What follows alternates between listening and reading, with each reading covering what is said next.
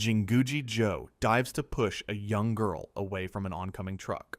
He finds himself in a white void, facing a winged goddess and a dog. Joe recalls leaping into the path of a speeding vehicle to save a life.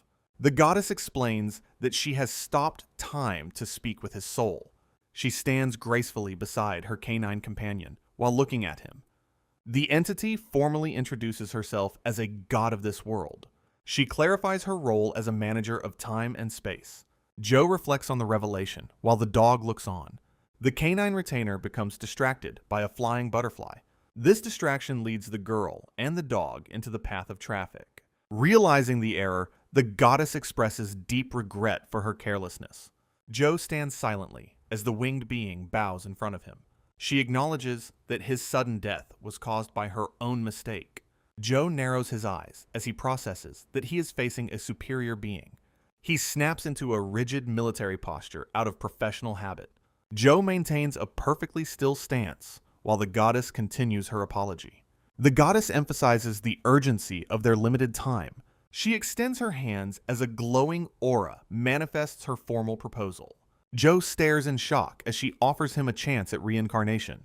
The deity details how she will replicate his physical form and essence. She references the frozen moment of his heroic sacrifice under the truck. With a strained look, she admits her divine authority over time is fading. Standing tall in the void, she awaits his decision on her life-altering offer. Joe opens his mouth to speak as he prepares to voice his concerns. The sudden inquiry catches the divine being completely by surprise. He questions if he can simply return to his original world instead. A look of sorrow crosses her face as she denies the possibility. Without missing a beat, he announces he has a second pressing question. Joe inquires about the possibility of reaching out to his loved ones. The goddess informs him that he will never see his family again. Hearing this, he clenches his jaw tightly while processing the heavy price. He briefly envisions the warmth of his family sharing a meal together. Jolting back to reality, Joe shouts out his final and most important query. He focuses his gaze on the goddess to ensure she hears his demand. The image of the little girl he saved flashes through his mind. Joe remains resolute while waiting for the goddess to confirm her answer. The goddess listens intently to his plea while maintaining her serene expression. She confirms that the little girl he saved is indeed safe and unharmed. A vision shows the child crying in the care of a police officer. Relieved by the news, Joe salutes and formally requests to begin his reincarnation. The deity expresses her gratitude for his willingness to accept this new path. Extending her palm once more, she begins to bestow a divine blessing upon him. A radiant sphere of light manifests as she promises him a unique power. Joe suddenly vanishes from the void and reappears in a lush, ancient forest. Stumbling onto a stone path, he looks back at a temple housing a statue. He realizes with a start that the statue depicts the goddess herself. The stone monument stands weathered and broken, lacking arms and showing its age. Joe examines his own hands to see if his new body feels different. He notes with surprise that his physical form seems exactly like his original one. Observing his surroundings, he comes to terms with his instant displacement to this world. A sudden sound from the thick brush catches his attention and puts him on alert. Several pairs of glowing eyes watch him from the shadows of the nearby bushes. He tenses up and turns his gaze toward the potential threat lurking nearby. Despite the danger, he identifies a pathway that might lead him to a village. Sensing he needs a weapon to survive, he recalls the goddess's mysterious blessing.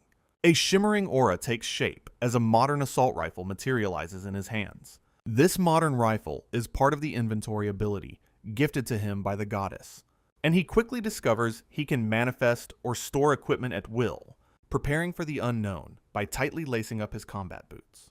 Before donning a full set of camouflage military fatigues, he then meticulously snaps a sharp bayonet onto his rifle's barrel. Remembering the standard gear from his time in the service, he secures his helmet and prepares for the looming threat in the brush. Now fully equipped in his ground self-defense force gear, he stands ready, turning toward the temple to offer a formal salute.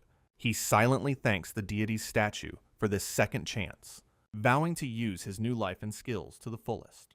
A sudden rustle in the dense foliage breaks the silence of the woods. Joe gulps and stares into the shadows as he prepares to move forward. His heavy boot strikes the stone path with cautious determination. The sound triggers a memory of stepping into a formal interview room, where a younger Joe stands before a panel of military officers. The officers question his motivations for joining the Defense Forces. He responds with an earnest and wide-eyed expression of duty, reflecting on his long-held desire to protect the lives of others. He remains steadfast in his commitment to his original path. Joe recalls his initial motivation while looking at a military recruitment poster, remembering the grueling days of physical training as a new recruit, and the intense field exercises that forged his combat skills. He maintains his focus while dressed in full combat gear, as he vividly remembers dying on the asphalt after saving a life, finding peace in the fact that he had no regrets then. He stares ahead with a sharp and focused gaze, thinking of the precious people from his past school days, and the smile of a friend he once vowed to protect. He suddenly notices a strange and brilliant light nearby, seeing a potential exit through the dark canopy of the forest, when a piercing scream suddenly rings out across the woods, prompting him to charge through the brush with his rifle ready. He discovers a slaughtered horse and a wrecked carriage wheel, while a blood-stained blade looms over a defenseless victim, revealing a terrified demi-human girl cowering on the dirt path. A monstrous orc towers over her with a jagged weapon, its hideous face contorted with a cruel and bloodthirsty appetite. As the girl stares in horror, silently praying for safety, while others nearby shout in desperation for their missing companion, the girl sits on the ground with a bleeding gash on her leg while someone yells. The monstrous orc sniffs the air with its flat nose and sharp teeth exposed. It turns its head slightly, its dull eyes fixating on the terrified girl nearby. Looming over the small bunny girl, the creature stares her down with a predatory intensity. Its shadow completely engulfs her as it leans in for a closer look. The creature then licks the side of her face with its long and wet tongue. A massive hand reaches out toward her, casting a dark and looming silhouette over her body. A blonde swordsman and his companion rush forward, realizing they cannot reach her in time. The girl looks up in sheer terror as the orc's heavy fist begins its descent. She squeezes her eyes shut and braces for a blow that never arrives. Suddenly, a series of rapid impacts strike the orc's arm and shoulder, spraying dark blood. Both the swordsman and the girl are frozen in utter shock at the sudden intervention. The man stares wide-eyed, completely unable to comprehend the invisible force attacking the monster. The orc looks at its own hand, confused as fingers are suddenly blown off by unseen projectiles. Another burst of impacts hits the monster's head, causing flesh and bone to fly through the air. The massive creature stumbles backward as its head is torn apart by the relentless and invisible barrage. Left in stunned silence, the girl whispers her disbelief as the immediate threat is neutralized. She looks up with wide and shimmering eyes, still processing the sudden and miraculous rescue. Joe steps forward in his full military gear and extends a gloved hand to help her up. Blushing slightly, the girl reaches out to take the hand of her mysterious and powerful savior. Joe crouches down before the injured bunny girl, checking on her while his rifle rests nearby. A massive orc looms directly behind him with outstretched claws, prompting a frantic shout from afar. Noticing the movement, Joe's eyes narrow with sharp focus as he begins to react. Dark blood sprays across the air as the soldier strikes the monster's face with surgical precision. While the girl watches in awe, Joe stands his ground against the towering and bleeding beast. Holding his rifle steady amidst the gore, the soldier calmly promises to protect her. A confident smile breaks across Joe's blood-spattered face as he reassures his new companion. The bunny girl stares back with wide eyes, seemingly mesmerized by the soldier's bravery. The wounded orc recoils in agony, its face a mess of dark fluid as Joe prepares his next move. Focusing on the task at hand, Joe's thumb flips the selector switch on his rifle to a new firing mode. He shifts his grip to a more compact weapon, aiming down the barrel with cold determination. Peering through the iron sights, the soldier's gaze remains fixed on his target with unwavering intensity. Sounds of movement echo through the dense foliage as the tension in the forest rises. Joe stands over the fallen monster and delivers a final shot, causing more blood to erupt. Looking through his sights once more, Joe's expression suddenly turns to one of surprised alarm. Two additional orcs emerge from the shadows of the trees, their eyes fixed on the intruder. Without hesitation, Joe unleashes a flurry of shots from his rifle, shells flying from the chamber. The first projectile strikes a new orc's forehead, proving his weaponry is more than a match for these monsters. Joe decides to concentrate his fire on the monster's head to secure a kill. The club-wielding orc prepares to launch another heavy attack at the soldier. A sudden blur of motion and sound erupts as the confrontation reaches a climax. The soldier stands his ground, eyes narrowed while he grips his rifle tightly. The massive beast leaps high into the air with its weapon raised for impact. Sweat pours down Joe's face as he focuses every ounce of his concentration. He realizes with alarm that he might not be fast enough to react. Out of nowhere, a sword and an arrow pierce the orc's body mid-flight.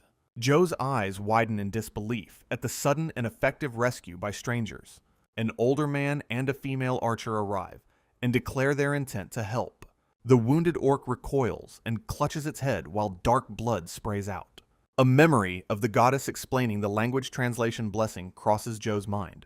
He watches as more gore erupts from the monster under the combined assault. Maintaining his tactical focus, he keeps his weapon leveled at the enemy's head. His finger pulls the trigger one last time to ensure the threat is ended. A shower of projectiles cuts through the air toward the staggering, bleeding orc. The creature finally falls to the ground as the soldier's magazine runs dry. He looks over his shoulder to ensure no more monsters are lurking nearby. With a hardened expression, Joe considers the reality of the danger he faces. The soldier stands alone in the quiet forest after successfully suppressing the hostile forces. Joe reaches up to touch a small scratch on his cheek, feeling the sting of the battle, while the girl he rescued watches him with wide eyes, struggling to find the right words, as it finally clicks in the soldier's mind that the survivor has long, white bunny ears. Then, a boisterous man claps him on the shoulder, laughing loudly as he praises Joe's combat skills, before the stranger mistakenly labels the gunshots as powerful explosive magic, leaving the soldier completely speechless. After which the warrior turns his focus away from Joe toward a nearby stationary carriage, which has been waiting patiently on the forest road throughout the duration of the fight, prompting the man to call out to the passenger inside that it is finally safe to emerge, until an elderly gentleman steps down from the vehicle, his cane tapping firmly against the dirt, introducing himself as a merchant named Antonio who offers his heartfelt gratitude for the rescue. As Joe gives his full name in return while trying to digest the reality of the situation, causing the merchant to freeze at the sound of the name, his eyes widening with unexpected shock, leading the entire group to suddenly drop to their knees and bow deeply toward the bewildered soldier. While Antonio frantically apologizes for his perceived rudeness, assuming Joe must be a high-ranking nobleman, but realizing this misunderstanding could lead to complications, Joe tries to think of a believable explanation. So he attempts to clarify that he holds no noble title despite his unusual equipment, eventually deciding to claim that he is suffering from a sudden case of hazy amnesia, which the merchant accepts with a look of deep concern for his savior's mental condition, even as he studies the soldier's face intently, wondering what kind of important figure Joe truly represents, while a map of the surrounding territory reveals that Joe had been wandering through the treacherous Lost Forest. Joe confirms with a shocked expression that he indeed came from the Lost Forest, leading the mercenaries and the bunny girl to conclude that Joe is a lost one, as they discuss how lucky he is to be alive, despite his complete memory loss. While Joe looks on, realizing that his fake amnesia story has been fully accepted, prompting Antonio to kindly invite the soldier to accompany their caravan to the city, because the merchant wants to properly reward his savior for rescuing him from death.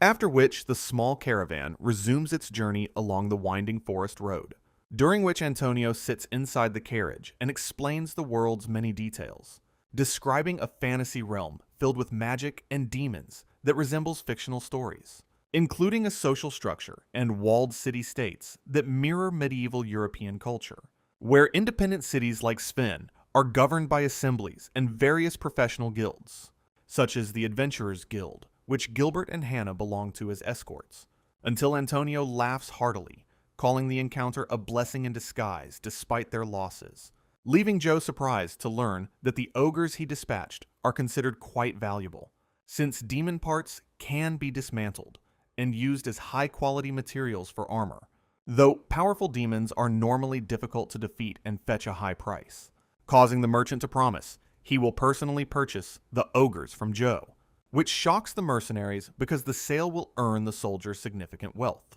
Until the bunny girl lets out a loud yelp when Joe leans in closer to her, confirming the soldier's sudden realization that the long appendages on her head are actually real ears.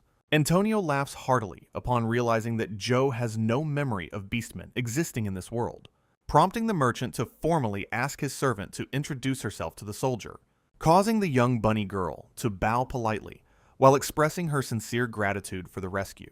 As she reveals her name is Belle and explains her role serving as Antonio's loyal attendant, leading to a lighthearted moment where Antonio teases the blushing girl for her sudden shyness. While Joe reflects on the similarity to maid cafes he remembers from his past life in Akihabara, before the soldier clears his throat and formally returns the greeting with a professional demeanor, until Antonio leans forward with a serious expression to shift the conversation toward Joe's equipment, politely requesting permission to ask about the strange items the soldier is currently wearing, specifically pointing toward the unusual patterns on the fabric of Joe's military combat uniform, which the merchant notes would be completely incomprehensible to the average person in this realm, leading Joe to carefully search his memories before identifying the pattern's name as camouflage, as Antonio encourages him to take all the time he needs to recover his lost memories. While the merchant marvels at the intricate design of what Joe identifies as a Type 88 helmet, before reaching out to ask if he might hold the soldier's rifle, which he perceives as a magic wand, causing Joe to carefully ensure the bayonet is sheathed and the chamber is completely empty for safety, as the soldier hands over the weapon while silently hoping to avoid too many complicated questions, which results in Antonio being visibly shocked by the sheer weight and iron construction of the device. While the merchant continues his close inspection under Joe's watchful and somewhat nervous gaze, until Antonio declares it the most elaborate wand he has ever seen, and wonders how to acquire more. Antonio hands the rifle back to Joe with a smile of deep gratitude. The merchant apologizes for his rudeness in asking to borrow such an important personal item, admitting that he gets carried away whenever he sees something unique from outside the local market. Joe listens quietly while Antonio chuckles at his own embarrassing display of merchant curiosity. The conversation continues for hours as the merchant remains fascinated by the soldier's presence. Eventually, the caravan moves through the darkening woods as the day transitions into night. A pale moon rises high above the tree line while the forest falls into a deep silence. The lead knight orders the group to stop and begin setting up a secure campsite. Everyone busies themselves with chores, like lighting the campfire and preparing the evening's dinner. Antonio tells Belle to start cooking, while he begins rummaging through a mysterious pattern bag. Joe watches in disbelief as the merchant pulls an impossibly long loaf of bread from the satchel, demonstrating how magic inventory bags work by producing a large metal candelabra from the same space. Seeing this makes Joe realize that he can use his own backpack without drawing unwanted attention. The aroma of hot stew fills the air as the prepared meal is brought out. Belle serves Joe a hot bowl of soup while he feels giddy about his dream scenario. The soldier finds the food delicious, while the bunny girl blushes from his enthusiastic praise. Several bowls of vegetable soup are laid out for the rest of the hungry caravan.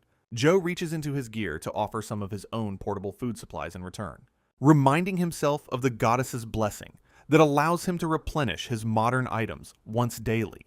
He carefully reviews the specific conditions regarding what can and cannot be restored by this power. Joe realizes he only needs to wait 1 day for his rifle bullets to automatically replenish. The merchant and his guard look on with intense curiosity as he pulls out strange objects. He explains that these stacks of metal cylinders are actually a special type of portable canned food. Then he presents a small, specialized metal knife used specifically for prying open the lids. The soldier demonstrates the preparation method by placing several cans into a pot of boiling water.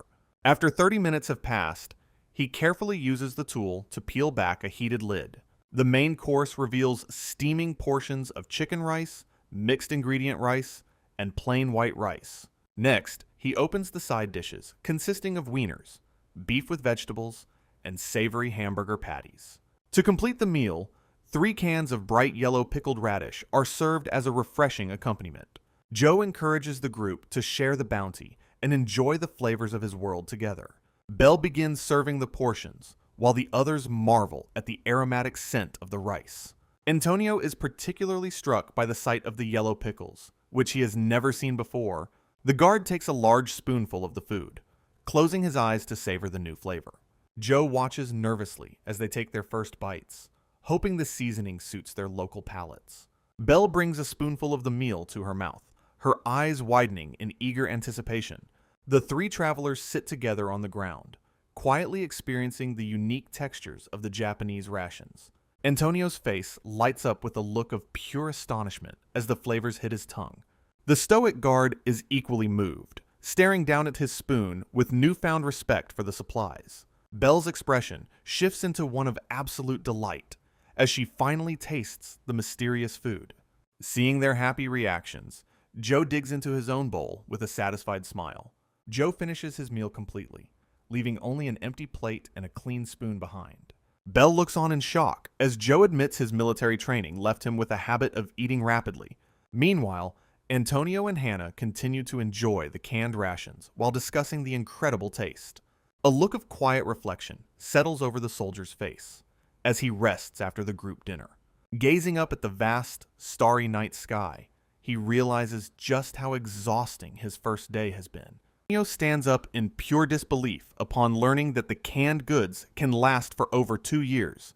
He frantically grabs Joe's hands, pleading for the secret behind manufacturing food with such a long shelf life. Belle suddenly points out the window with an excited gasp as something comes into view. Joe leans forward to look, hearing that their destination is finally within sight. Spread out across the landscape is the massive and bustling free trading city of Spinny. The sheer scale of the urban center becomes apparent as the carriage approaches the outer walls. Dozens of merchant wagons form a long, orderly queue in front of the fortified city gates. Antonio explains the mandatory ID and cargo checks, causing Joe to realize he lacks any local identification. Watching a guard process a traveler, the soldier worries if he will be denied entry to the city. The merchant announces that it is finally their turn to present their goods and identity to the authorities. A cheerful female guard named Amanda greets the group while preparing to log their arrival in her book. Her expression quickly turns to one of pure shock when she hears they are carrying ogre remains. She peers into the back of the wagon, marveling at the valuable and rare 3-ogre haul. Gilbert laughs heartily while patting Joe's shoulder, noting the guard's utter disbelief at the soldier's combat prowess. Turning to the guard, the adventurer presents a metal identification tag to begin the official entry process. Amanda carefully cross-references the tag with her records to confirm Gilbert's status and clean criminal history. Joe watches the interaction closely, realizing that his own military dog tags might serve as a suitable replacement. Stepping forward, the soldier presents his stainless steel JSDF tags and clearly states his full name. The female guard focuses intently on her magical verification board as she processes the unfamiliar identification. She looks up with a bright smile, confirming Joe's identity and granting him permission to enter. Sunlight floods the carriage as the horses pull the group through the massive stone gate of the city. A vibrant and bustling cityscape reveals itself as they finally arrive in the central square of Spinny. While walking through the streets, Joe asks for clarification regarding the specific meaning of a metal rancor. Gilbert explains that guild members receive ranks based on a combination of their abilities and notable achievements. He adds that high-level metal IDs are only granted to those who have surpassed a specific threshold. A mental chart helps Joe visualize how the local ranking system compares to his former military hierarchy. The soldier considers his past promotion, while a small winged spirit mentions the presence of a divine blessing. Gilbert and Hannah wave farewell as they split from the group to report their successful mission. Antonio guides Joe toward the large and imposing structure that houses the local Merchants Guild. The soldier enters the grand hall, taking in the high ceilings and professional atmosphere of the building. Staff members gather at the entrance to offer Antonio a warm welcome back from his dangerous journey.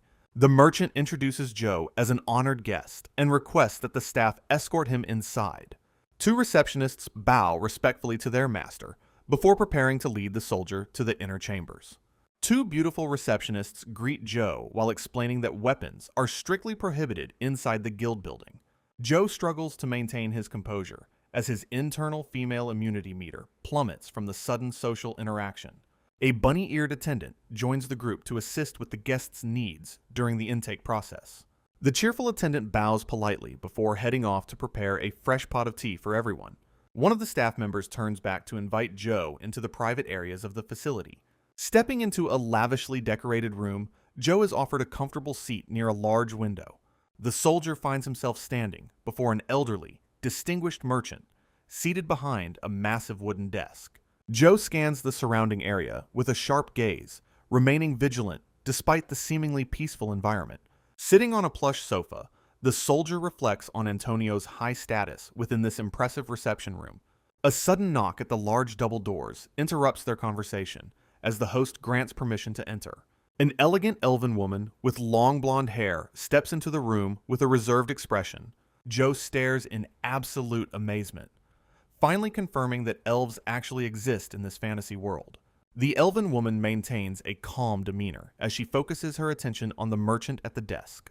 She speaks with a hint of concern, noting that Antonio's late return had caused significant worry. Laughing off the danger, Antonio recounts the terrifying moment when three powerful ogres attacked his caravan.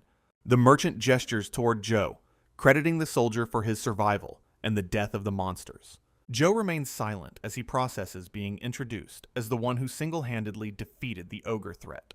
The elven woman shifts her gaze, looking directly at the soldier with a mixture of curiosity and skepticism. She carefully inspects Joe's strange camouflage uniform while he sits stiffly under her intense scrutiny. Looking closer at his face, she wonders if this unremarkable man truly possesses such legendary combat strength. Joe reflects on his unusual appearance while sitting on the sofa, feeling the elven woman's wary gaze. The elven woman stares intensely at the soldier, making him feel judged under her scrutiny. This cold stare causes Joe's internal social meter to spike nervously as he tries to stay calm. She stands before him with a hand on her chin, contemplating the man in the strange uniform. A sudden knock at the door breaks the silence and draws their attention away from each other. The bunny-eared attendant enters the room, wheeling in a cart with a fresh pot of tea. Without warning, the elven woman rushes over and pulls the attendant into a tight, protective embrace. She expresses her deep relief that the young girl is unharmed, holding her close with great affection. Watching the emotional scene from the sofa, Joe feels his internal meter hit its maximum level. The elven woman eventually releases her grip and turns her attention back toward the guest. Eldra turns to the attendant and asks for confirmation that this man truly saved her. The attendant looks at Joe and nervously confirms that he is indeed the one who rescued them. The elven woman's expression softens as she processes the truth about the soldier's actions. She takes a deliberate step forward, her shoes clicking against the floor as she approaches him. Bowing politely, she apologizes to the soldier for her delayed introduction and skeptical behavior. She introduces herself as Eldra, the vice president of the Merchants Guild, and offers her thanks. Joe stands up to introduce himself in return, though he is internally shocked by her high rank. Antonio laughs off his mistake while scratching his head, apologizing for his reckless travel plans. The soldier looks between the two leaders, still reeling from the revelation of their important status. Antonio reveals that he is actually the president of the Merchants Guild, much to Joe's surprise. Antonio-san laughs while tea is served, realizing the soldier is a general-level figure in his world. Now that formal introductions are complete, Antonio prepares to discuss more serious matters over tea. He brings up the identification board, holding out a mystical-looking book to the soldier. Joe recalls seeing Amanda with a similar device, realizing its importance for verification. The merchant uses the board to analyze the soldier's dog tags and uncover his origins. Antonio looks astonished as the magical projection reveals information from another world. He identifies Joe's homeland as the country of Azuma, much to the elf woman's curiosity. A map appears, showing an island nation far to the east of the current continent. Eldra sips her tea thoughtfully, connecting the soldier's appearance to the legend of Azuma. She sets her cup down and asks if the soldier is one of the lost ones. A flashback depicts a brutal war from 80 years ago, where demons attacked all races. During the height of the conflict, a legendary hero named Kojiro suddenly appeared. With Kojiro's incredible strength, the outnumbered resistance forces finally defeated the demon army. After the war ended, the mysterious hero stood amidst the ruins, looking toward the horizon. Kojiro eventually left on a long journey, searching for a way back to his true home. At the conclusion of his travels, he founded the new nation, known as the Country of Azuma. Eldra explains that the hero's appearance was remarkably similar to the soldier sitting before her.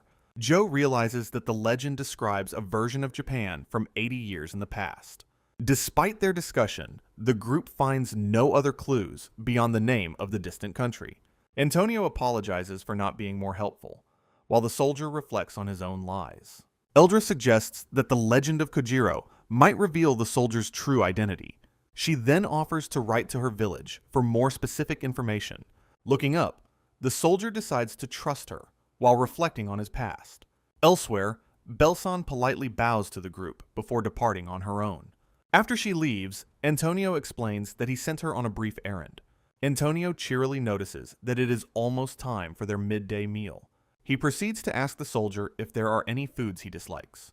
The group enters a high-class restaurant filled with many well-dressed diners. A hostess warmly greets the merchant, acknowledging his status as a regular. Joe feels overwhelmed by the VIP treatment they receive at the establishment. They are quickly escorted to a private room for a quiet lunch. Despite the luxury, Joe feels incredibly nervous about dining with his social superiors. Eldra brings up a fresh shipment of wine that recently arrived. Antonio asks if Joe is okay with alcohol, and he eagerly accepts. Joe answers with military precision, surprising the others with his disciplined shouting. A waiter sets a bottle of wine and glasses onto the table. Antonio reflects on the early hour, but decides a toast is appropriate.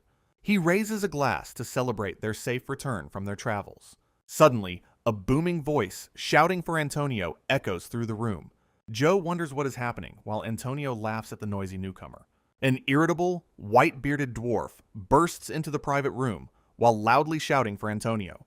He grumbles about being summoned during his busy work hours, while Antonio offers him a seat. The newcomer mentions a rabbit girl visiting his smithy before turning his attention to the table. Joe watches curiously as the short-statured man barely peeks over the edge of the dining surface.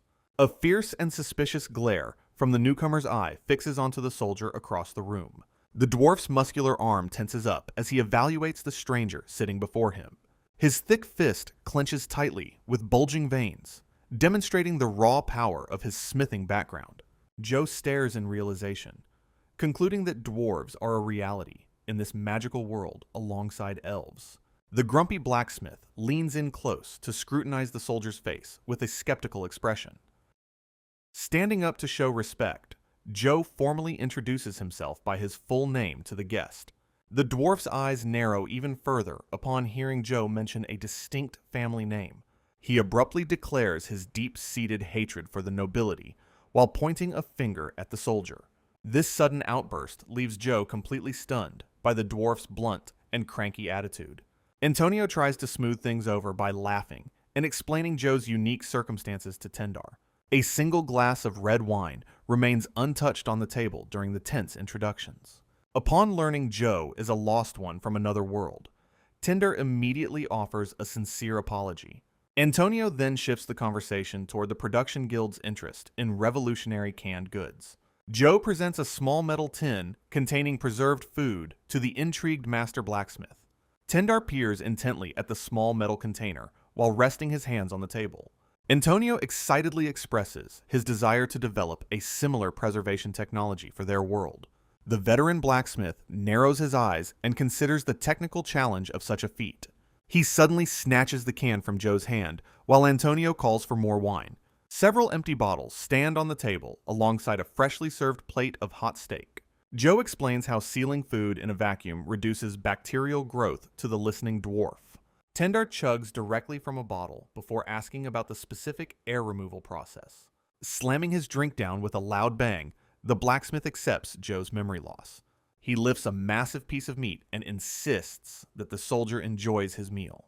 Holding his knife and fork, Joe reflects on the surprising kindness of the dwarven race. He begins to cut into the thick, juicy steak, which is topped with white beans. A steaming piece of meat is lifted toward his mouth as he prepares for his first taste. Closing his eyes, the soldier finally takes a large and satisfying bite of the meal. The distinct and powerful flavor of fresh beef resonates through him as he eats. He finds the combination of rich meat and vegetable sauce to be absolutely incredible. Staring at the plate in disbelief, Joe is stunned by the high quality of the cooking. Tender wears a knowing smirk while watching the soldier's authentic reaction to the food. Antonio grins widely and continues the business discussion with high hopes for their project. A mental image of a canned beef product forms as each man envisions its success. The dinner concludes with numerous empty bottles and a completely finished plate of food. Tender wipes his beard clean while Antonio schedules a follow-up meeting at the Merchants Guild. The blacksmith settles his bill and prepares to head back to his forge for work. Joe stares in absolute disbelief at the incredible speed with which the dwarf finished his meal. The veteran craftsman suddenly pulls a finely crafted pocket watch from his clothing to check time. Witnessing Joe's recognition of the device, the elf suggests he is indeed Kojiro's relative. She explains how these watches allowed different races to coordinate perfectly during the Great War. Standardized tools for weight and length are shown to have transformed the world's entire economy. Kojiro's strategic genius and modern military tactics are credited for turning the tides of past battles. The group eventually arrives at the impressive brick facade of the Merchants Guild headquarters. Tender enters the bustling kitchen area where the rest of the team is already gathered. Several metal cans are submerged in a pot of boiling water to heat their contents thoroughly. Everyone watches expectantly as the cook prepares to serve the mysterious foreign delicacies. Antonio claps his hands in sheer anticipation for the upcoming taste test of the preserved food. The labels reveal the contents to be Type 1 combat rations of Japanese canned curry. Joe demonstrates how the thick spicy sauce is traditionally poured over a bed of white rice. The stimulating aroma of the steam captures everyone's attention as the plates are prepared. The elf woman peers closely at the unfamiliar brown color of the steaming and fragrant dish. A generous portion of meat and vegetables in thick sauce is served over hot white rice. Tendar and Antonio dig in immediately and find the spice level to be intense, yet delicious. Joe looks on with a smile of relief as his companions enthusiastically devour the meal. Joe waits patiently as the elf woman eyes the dark sauce with deep suspicion. She lifts a spoonful to her face and skeptically compares the texture to mud. Sensing her continued hesitation, Joe watches her intently until she finally commits to eating. Her eyes widen with a blend of nervous anticipation as she takes the first bite. She closes her mouth over the spoon to slowly process the intense foreign flavors. Joe breaks the silence by asking for her honest opinion on the spicy meal. Blushing and sweating from the sudden heat, she admits the taste is indescribably complex. She quickly downs a glass of water, while Joe notices her genuine enjoyment. Following the lunch, Antonio and Tendar enter a serious discussion about potential canning projects. Joe considers the logistical challenges of creating a perfect vacuum seal in this world. Their planning is interrupted when a bunny-eared attendant brings an urgent message to the room. She leans in to whisper a confidential update directly into the guildmaster's ear. Antonio explains that an unexpected incident at the Adventurers Guild requires their immediate attention. He looks on with a focused expression as he decides to investigate the matter. Both Joe and Tendar react with surprise when Antonio abruptly concludes their meeting. The merchant then turns to Joe and requests his assistance for the upcoming errand. The party soon arrives before the massive and imposing brick structure of the guild headquarters. A friendly man with long wavy hair waves them over as they approach. He apologizes for the sudden summons, while the group gathers to hear his request. Tendar grumbles with his usual stubbornness when the guild member notices his unexpected presence. Joe and his group observe a massive crowd gathered inside the Adventurers Guild. In the center, a muscular adventurer named Goliath loudly disputes a report with a guild official. The man with wavy hair introduces Joe to his brother Albert, the guildmaster. Albert hopes that having Joe present will finally convince the skeptical warrior of the truth. Goliath remains defiant. his face twisted in disbelief as he refuses to accept the claims. Joe stands quietly in the background while the guildmaster attempts to resolve the heated confrontation. The boisterous adventurer suddenly points at Joe and accuses him of being a fraudulent braggart. Antonio steps in to mediate as Goliath insists no lone person could defeat 3 ogres. The merchant and the guild attendant both confirm that the incredible feat is indeed a fact. Feeling cornered and mocked, Goliath trembles with rage while suspecting a conspiracy against him. He slams his ornate shield onto the ground to demonstrate his own martial power and conviction. Boasting about his C-rank status, he challenges the newcomer to a direct contest of strength. Joe notices a ranking chart that places Goliath far above his own current F-rank standing. Tendar decides to settle the matter by accepting the challenge and proposing a field test. The party moves to a large open-air arena where onlookers gather to watch the demonstration. Spectators whisper in anticipation as they wait to see how the young man will perform. Goliath prepares the testing site by placing a wooden barrel and unsheathing his sharp dagger. He forcefully drives the blade into the ground to mark the start of the target line. The warrior explains that the sword, armor, and shield are aligned to test piercing power. Tendar creates a glowing sphere of light and commands Goliath to step back for the shot. Tendar unleashes a massive fireball that streaks across the arena toward the designated target. The projectile crashes violently against Goliath's shield, erupting into a cloud of smoke and sparks. Despite the intense heat, the ornate shield emerges from the flames without a single scratch. Goliath clenches his fist in triumph and boastfully declares the unmatched power of his protection. The warrior continues his taunts, asserting that no magic can penetrate his steel-plated sacred wood defenses. Onlookers stare in awe at the unscathed surface of the shield that just repelled the spell. Tendar looks toward Joe with a piercing gaze, expressing his anticipation for the soldier's unique magic. Albert offers a final opportunity for Joe to back down and apologize to the proud warrior. Refusing to retreat, Joe narrows his eyes and aligns his modern rifle with the distant target. Memories of his former life surface as he recalls rigorous training sessions at a firing range. The soldier readies his weapon while focusing solely on the challenge that lies directly ahead. Steadying his breathing, he takes a firm firing position and locks his gaze onto the shield. The air grows heavy with tension as the official start of the guild's test is signaled. Goliath watches in confusion as Tendar suddenly reaches up to cover both of his ears tightly. The wizard remains silent while remembering the stern warning Joe provided about the coming noise. Joe takes a deep breath and centers his focus, his eye glued to the rifle's sight. Earlier that day, the soldier had instructed Tendar to protect his hearing before the demonstration began. With absolute resolve, Joe finally moves his gloved finger onto the trigger to fire the shot.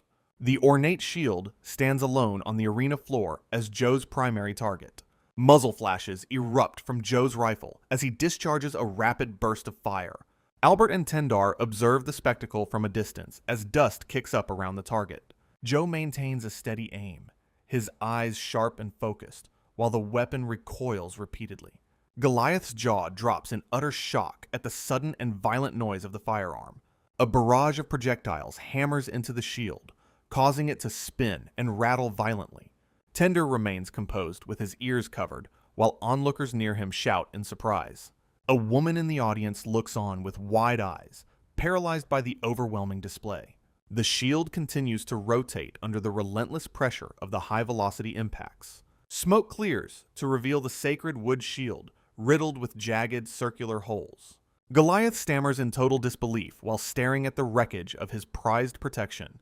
The water barrel situated behind the target also leaks profusely from multiple puncture wounds.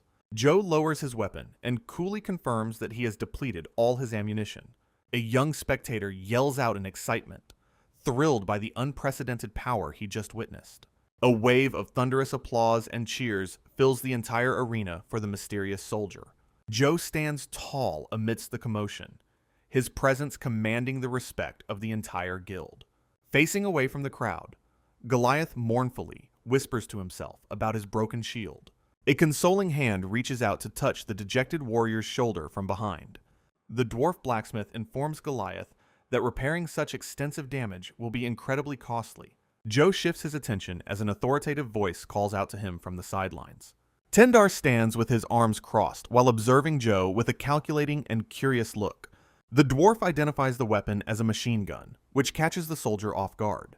Joe realizes that Tendar seems to have a surprisingly deep understanding of modern firearms. A pocket watch serves as further evidence of advanced mechanical technology existing within this world. Tendar agrees to refer to the weapon as explosive magic to avoid raising further suspicions. A mischievous expression crosses the dwarf's face as he requests a private conversation later. Goliath boisterously claps Joe on the back while celebrating the soldier's successful combat demonstration. The massive warrior continues to laugh and praise the immense power of Joe's mysterious abilities. An elf suggests to young Belle that the loud noise has finally come to an end. Belle stares forward with a stunned expression, her hands still lingering near her head. Anne suddenly leaps over the arena's perimeter wall and begins sprinting toward the group. The young woman lands safely on the stone floor and maintains her swift pace forward. Calling out for the guildmaster, Anne shows signs of immense worry and frantic haste. She rushes across the open field to reach the warriors standing in the arena center. Goliath looks down at the girl and asks her what has caused such sudden distress. Anne reports that a serious problem has emerged near the village to the north. The audience reacts with visible fear as news of a wyvern sighting spreads through the stands. Joe remains silent while considering the implications of a powerful monster attacking the nearby settlement. Anne confirms that an urgent messenger just arrived at the guild with news of the beast. The girl turns her gaze toward Joe, wondering if his weaponry can defeat the winged threat. Anne pleads with Joe, expressing her absolute belief that he can slay the approaching wyvern. The soldier stares in disbelief as the young woman begs him to save her northern village. Goliath intervenes and tells Anne to calm down while acknowledging the severity of the situation. The guildmaster turns with a fierce look, preparing to issue commands to the gathered adventurers. Shouting at the crowd, Goliath orders the immediate dispatch of guards back to the guild hall. While chaos erupts in the stands, Joe asks Tendar for a detailed explanation of the monster. Tendar clarifies that a wyvern is essentially a small dragon, which visibly shocks the modern soldier. The dwarf describes the beast's immense speed and scales that are allegedly as hard as steel. He further notes with a grim expression that these creatures have a predatory preference for humans. Joe reacts with horror at the realization that the villagers are in immediate mortal danger. Anne trembles in fear while listening to the terrifying description of the monster threatening her home. Goliath loudly calls for all metal rankers and magic users to join the subjugation force. The massive warrior walks past the debris of his combat gear, scattered across the arena floor. He looks away with a somber face, seemingly mourning the loss of his reliable equipment. A close view reveals that Goliath's shield is completely shattered and beyond any immediate repair. The warrior requests permission to use standard-issue guild equipment for the upcoming rescue mission.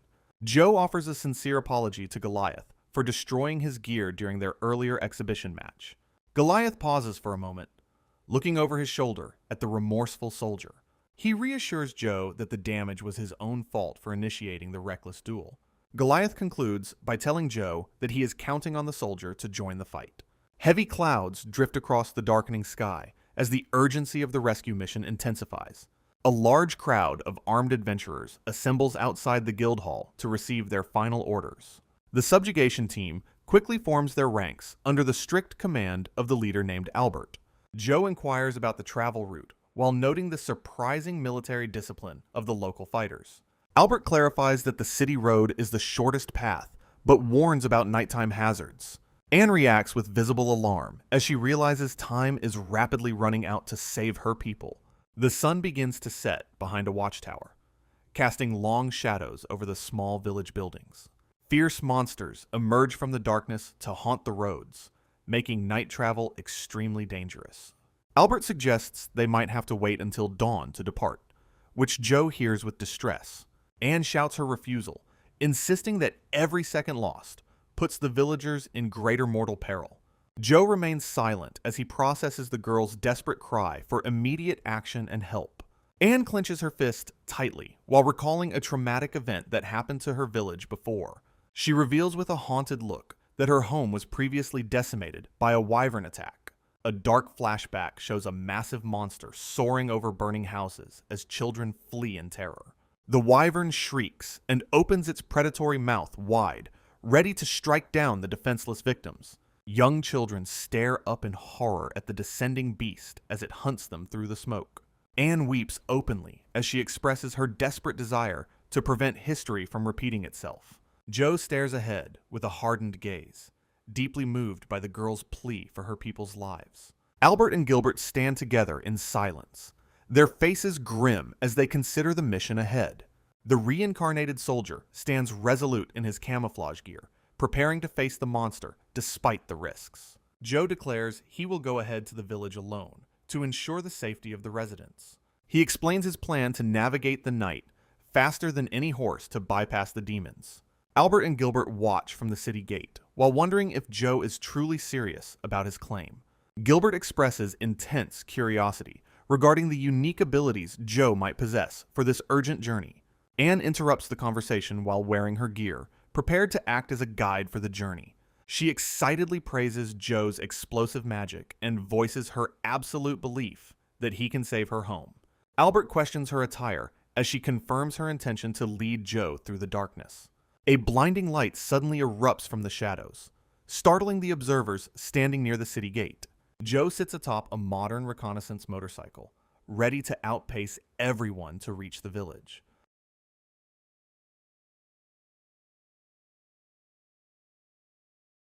High atop a wooden watchtower, a village guard keeps a vigilant eye on the surrounding woods.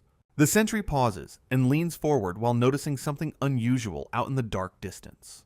His partner asks if another wyvern is coming as they scan the horizon for signs of danger. He points toward a single point of light, moving rapidly across the ground through the trees. Jo accelerates through the rough terrain, with Anne holding on behind him on the motorcycle. The duo reaches the northern village and approaches the chief's house to seek immediate information. Jo and Anne learn the heavy news that the recent attacks have already claimed 6 victims. The village chief reveals that the wyvern traditionally launches its deadly strikes at dawn. A frightened mother holds her child close while everyone waits through a long and sleepless night. Anne clenches her fist with a look of intense determination and anxiety. Jo reaches out and places a reassuring hand on top of her helmet. The soldier looks directly into her eyes and promises that everything will be fine. He maintains a steady gaze to calm her nerves before the upcoming battle. Anne stares back at him with a mix of surprise and growing hope. Chief Lote stands nearby and looks on with a visible expression of worry. The scene shifts to a tall wooden watchtower overlooking the dark forest. Jo uses his advanced binoculars to meticulously scan the horizon for threats. Anne waits patiently by his side while they maintain their high vantage point. Jo breaks the silence by casually asking if she would like some dinner. He reaches into his magical inventory to retrieve a special item. Anne listens intently as he advises her to stay relaxed until the fight begins. Her stomach growls loudly in the quiet night and causes her a moment of embarrassment. The wooden structure of the tower provides a sturdy base for their vigil. Anne's eyes widen with sheer wonder as a mysterious object appears before her. A steaming hot katsudon bento box is presented as a comforting meal. Jo recalls how the goddess allowed him to keep his personal modern belongings. The delicious aroma of the warm food completely captivates the hungry girl. They continue their watch atop the tower while sharing the unexpected feast. Anne flashes a bright and satisfied smile after enjoying the wonderful meal. Anne opens up about her past and how she lost her parents at a very young age. She explains her decision to become an adventurer after the tragic loss of her brother. Her voice softens as she reveals that the bow she carries is a memento from him. A look of fierce resolve fills her eyes while she thinks about her personal mission. Jo continues his vigilant watch through the binoculars as Anne expresses her gratitude for his company. The young archer admits that being with him brings back fond memories of her sibling. Suddenly, Jo breaks the quiet atmosphere by urgently telling her to wake up and stay alert. They both peer over the wooden railing of the tower to search the darkened sky. A massive wyvern emerges from the clouds and glides menacingly over the distant mountain peaks. The creature's menacing face comes into view as it hunts for its next target.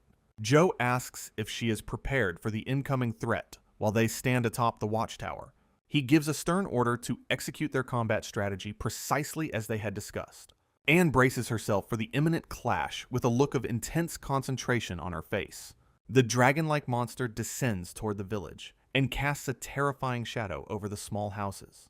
A sudden loud noise startles the wyvern and makes its eye widen in complete shock. Joe stands his ground alone near a stone well as the giant beast hovers directly above. He grips his modern rifle tightly and waits for the perfect moment to strike back. The beast glares down at the solitary man who dares to stand in its territory. A sudden flash of movement signals that the high-stakes confrontation has finally erupted into action. Joe maintains a steady aim and prepares to open fire on the legendary winged monster. Joe's eyes widen as he realizes the threat is finally approaching his position. The wyvern glides downward with its massive wings spread wide to maintain stability. It maintains a straight and aggressive flight path directly toward the lone soldier. Joe stays calm and aligns his rifle sights with the creature's unscaled body parts. He focuses his intent on the vulnerable wing membranes as the beast nears. A series of rapid shots erupt from the muzzle as he opens fire. The wyvern's expression turns to pure shock as bullets tear through its wings. Losing its lift, the giant creature plunges headfirst and slams into the earth. Joe keeps his weapon at the ready while checking the status of the downed beast. The monster grovels in the dirt before beginning to regain its footing. It lets out a terrifying roar while pushing itself back up into a standing position. Joe quickly prepares his weapon by attaching a powerful rifle grenade to the barrel. The soldier struggles against the intense wind pressure generated by the monster's thrashing. An arrow suddenly pierces the wyvern's face as it glares down at its prey. Anne stands firm near the base of the watchtower with her bow fully drawn. She stares down the creature with unwavering focus while preparing another shot. Joe seizes the opening to aim his specialized explosive at the distracted monster. A Type 06 rifle grenade is fired and hurtles toward the target with immense force. The projectile glides through the air as the wyvern struggles to react in time. The explosive makes direct contact with the monster's snout right between its eyes. A massive explosion erupts on the wyvern's face, completely engulfing its head in smoke. Anne winces and covers her ears to shield herself from the deafening blast. As the roar fades, she calls out to Joe with a look of concern. She then spots Joe standing triumphantly over the motionless body of the beast. Standing atop the monster's neck, the soldier declares, "The suppression is finally complete." Meanwhile, several guild members arrive and look up toward the silent watchtower. The adventurers gather to hear the news about the creature's swift defeat. An elderly dwarf grumbles in frustration about the lack of patience shown. Joe stares back in surprise at the grumpy newcomer standing before him. A towering, muscular man with a ponytail stands nearby with his arms crossed. Anne recognizes the giant and calls out to him with a friendly shout. Joe approaches the warrior to offer him materials harvested from the slain wyvern. He presents a handful of shimmering scales intended for repairing armor and shields. The muscular man's expression shifts from sternness to pure, unbridled joy. He celebrates with enthusiasm, while the dwarf mentions the additional repair fees. The guild leader praises Anne for her arrow shot that distracted the beast. He promises her a promotion to leather ranker once they return to city. Joe offers his support by patting her back and promising to vouch for her. The soldier then asks Anne to accept the helmet as an early present. Anne blushes deeply and expresses her gratitude while officially accepting the gift. After the successful hunt, Joe arrives at Antonio's grand mansion under the cover of night. Inside the lavish estate, Antonio welcomes his guest and insists that he treat the home as his own. Joe admires the spacious and ornate bedroom provided for his stay, finally finding a place to rest. A soft knock at the door draws his attention as a voice addresses him with great respect. A maid wearing bunny ears enters the room to announce that his bath has been prepared. Thrilled by the prospect of a hot soak, Joe expresses his deep gratitude for the thoughtful service. The sound of rushing water echoes through the room as the large bathtub is filled to the brim. Joe relaxes in the steaming water, allowing the warmth to soothe his tired muscles after the battle. His mind drifts to the dangers of this world and the effectiveness of his modern military gear. He reflects on the strange destiny that allows him to continue protecting people in this new life. Visions of past acquaintances and shared smiles haunt his thoughts as he lingers in the tub. The peaceful atmosphere shifts when a polite voice suddenly asks for permission to approach him. The bunny girl maid reappears in the doorway, wrapped only in a towel, startling the reclining soldier. With a bashful look, she steps forward and offers to assist by washing his back. Joe finds himself caught in a whirlwind of conflicting thoughts regarding the maid's professional offer. He remains still while the maid waits patiently for him to accept her help at the poolside. The young woman maintains a serious expression, considering this task a vital part of her equipment. The maid eventually begins her work, carefully scrubbing Joe's back while he sits beside the steaming tub. Joe feels flustered by the close proximity and fragrant scent of the maid as she scrubs his back. Becoming too overwhelmed, he abruptly takes the towel to finish the task himself, surprising the young woman. The chapter begins with a start as the flustered bunny girl reacts to the soldier's sudden refusal. Outside the mansion, the night sky hangs quiet over the dark silhouettes of the garden trees. Back in his room, Joe collapses onto the soft bed to reflect on the day's bizarre events. Exhaustion finally catches up to him as he lies against the pillow with heavy eyelids. His eyes slowly drift shut while the quiet of the mansion lulls him into a deep slumber. Within the darkness of his dreams, a familiar voice calls out to him from a starry void. A woman from his past appears with a gentle smile to offer words of comfort and praise. A single tear escapes as the weight of his memories mixes with the peace of sleep. The bright morning sun eventually rises over the ornate rooftops of the grand estate. Joe walks through the sunlit corridors with a towel around his neck, settling into a routine. He encounters one of the master's wives and exchanges a polite morning greeting with the bowing lady. Moments later, a second wife appears to offer her own formal salutations to the honored guest. The realization of the world's common polygamous customs leaves the soldier deep in thought. Belle approaches him with a shy stutter, still feeling the lingering awkwardness from the previous night. Joe greets her with a warm and friendly smile to ease the tension between them. The two stand in a momentary, quiet silence while preparing for the day's upcoming business. Plans are made to visit the production guild to inspect the progress of the local canning operation. Antonio remains buried under stacks of paperwork and asks Joe to take Belle along for the trip.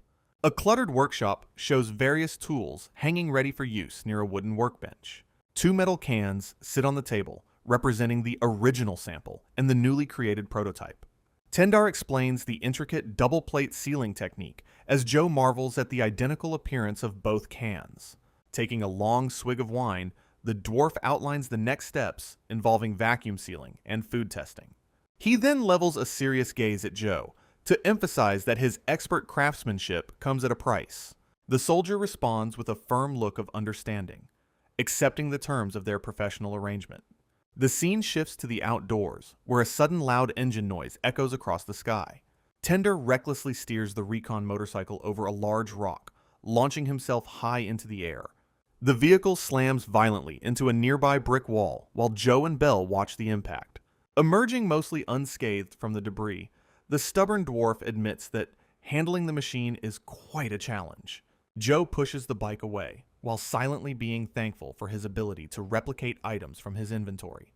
A sudden voice calls out from behind, causing both the soldier and his companion to turn around. Anne greets them with a cheerful wave and a bright smile as she approaches the group. She explains how she heard of their visit to the guild and rushes forward to meet them. Leaning in with a mischievous grin, the young woman reveals she has something special to display. She proudly holds up a polished oval object for them to see with an excited flourish. The item is revealed to be a high-quality identification tag crafted from rare wyvern scales. Joe and Belle express their shock as they realize Anne has been promoted to a leather ranker. Looking back at the workshop, she mentions how she had Tender craft the impressive new tag. The Master Dwarf interrupts her boasting by crossing his arms and demanding payment for his hard work. Anne grows increasingly anxious as the Master Dwarf stares her down with a stern expression.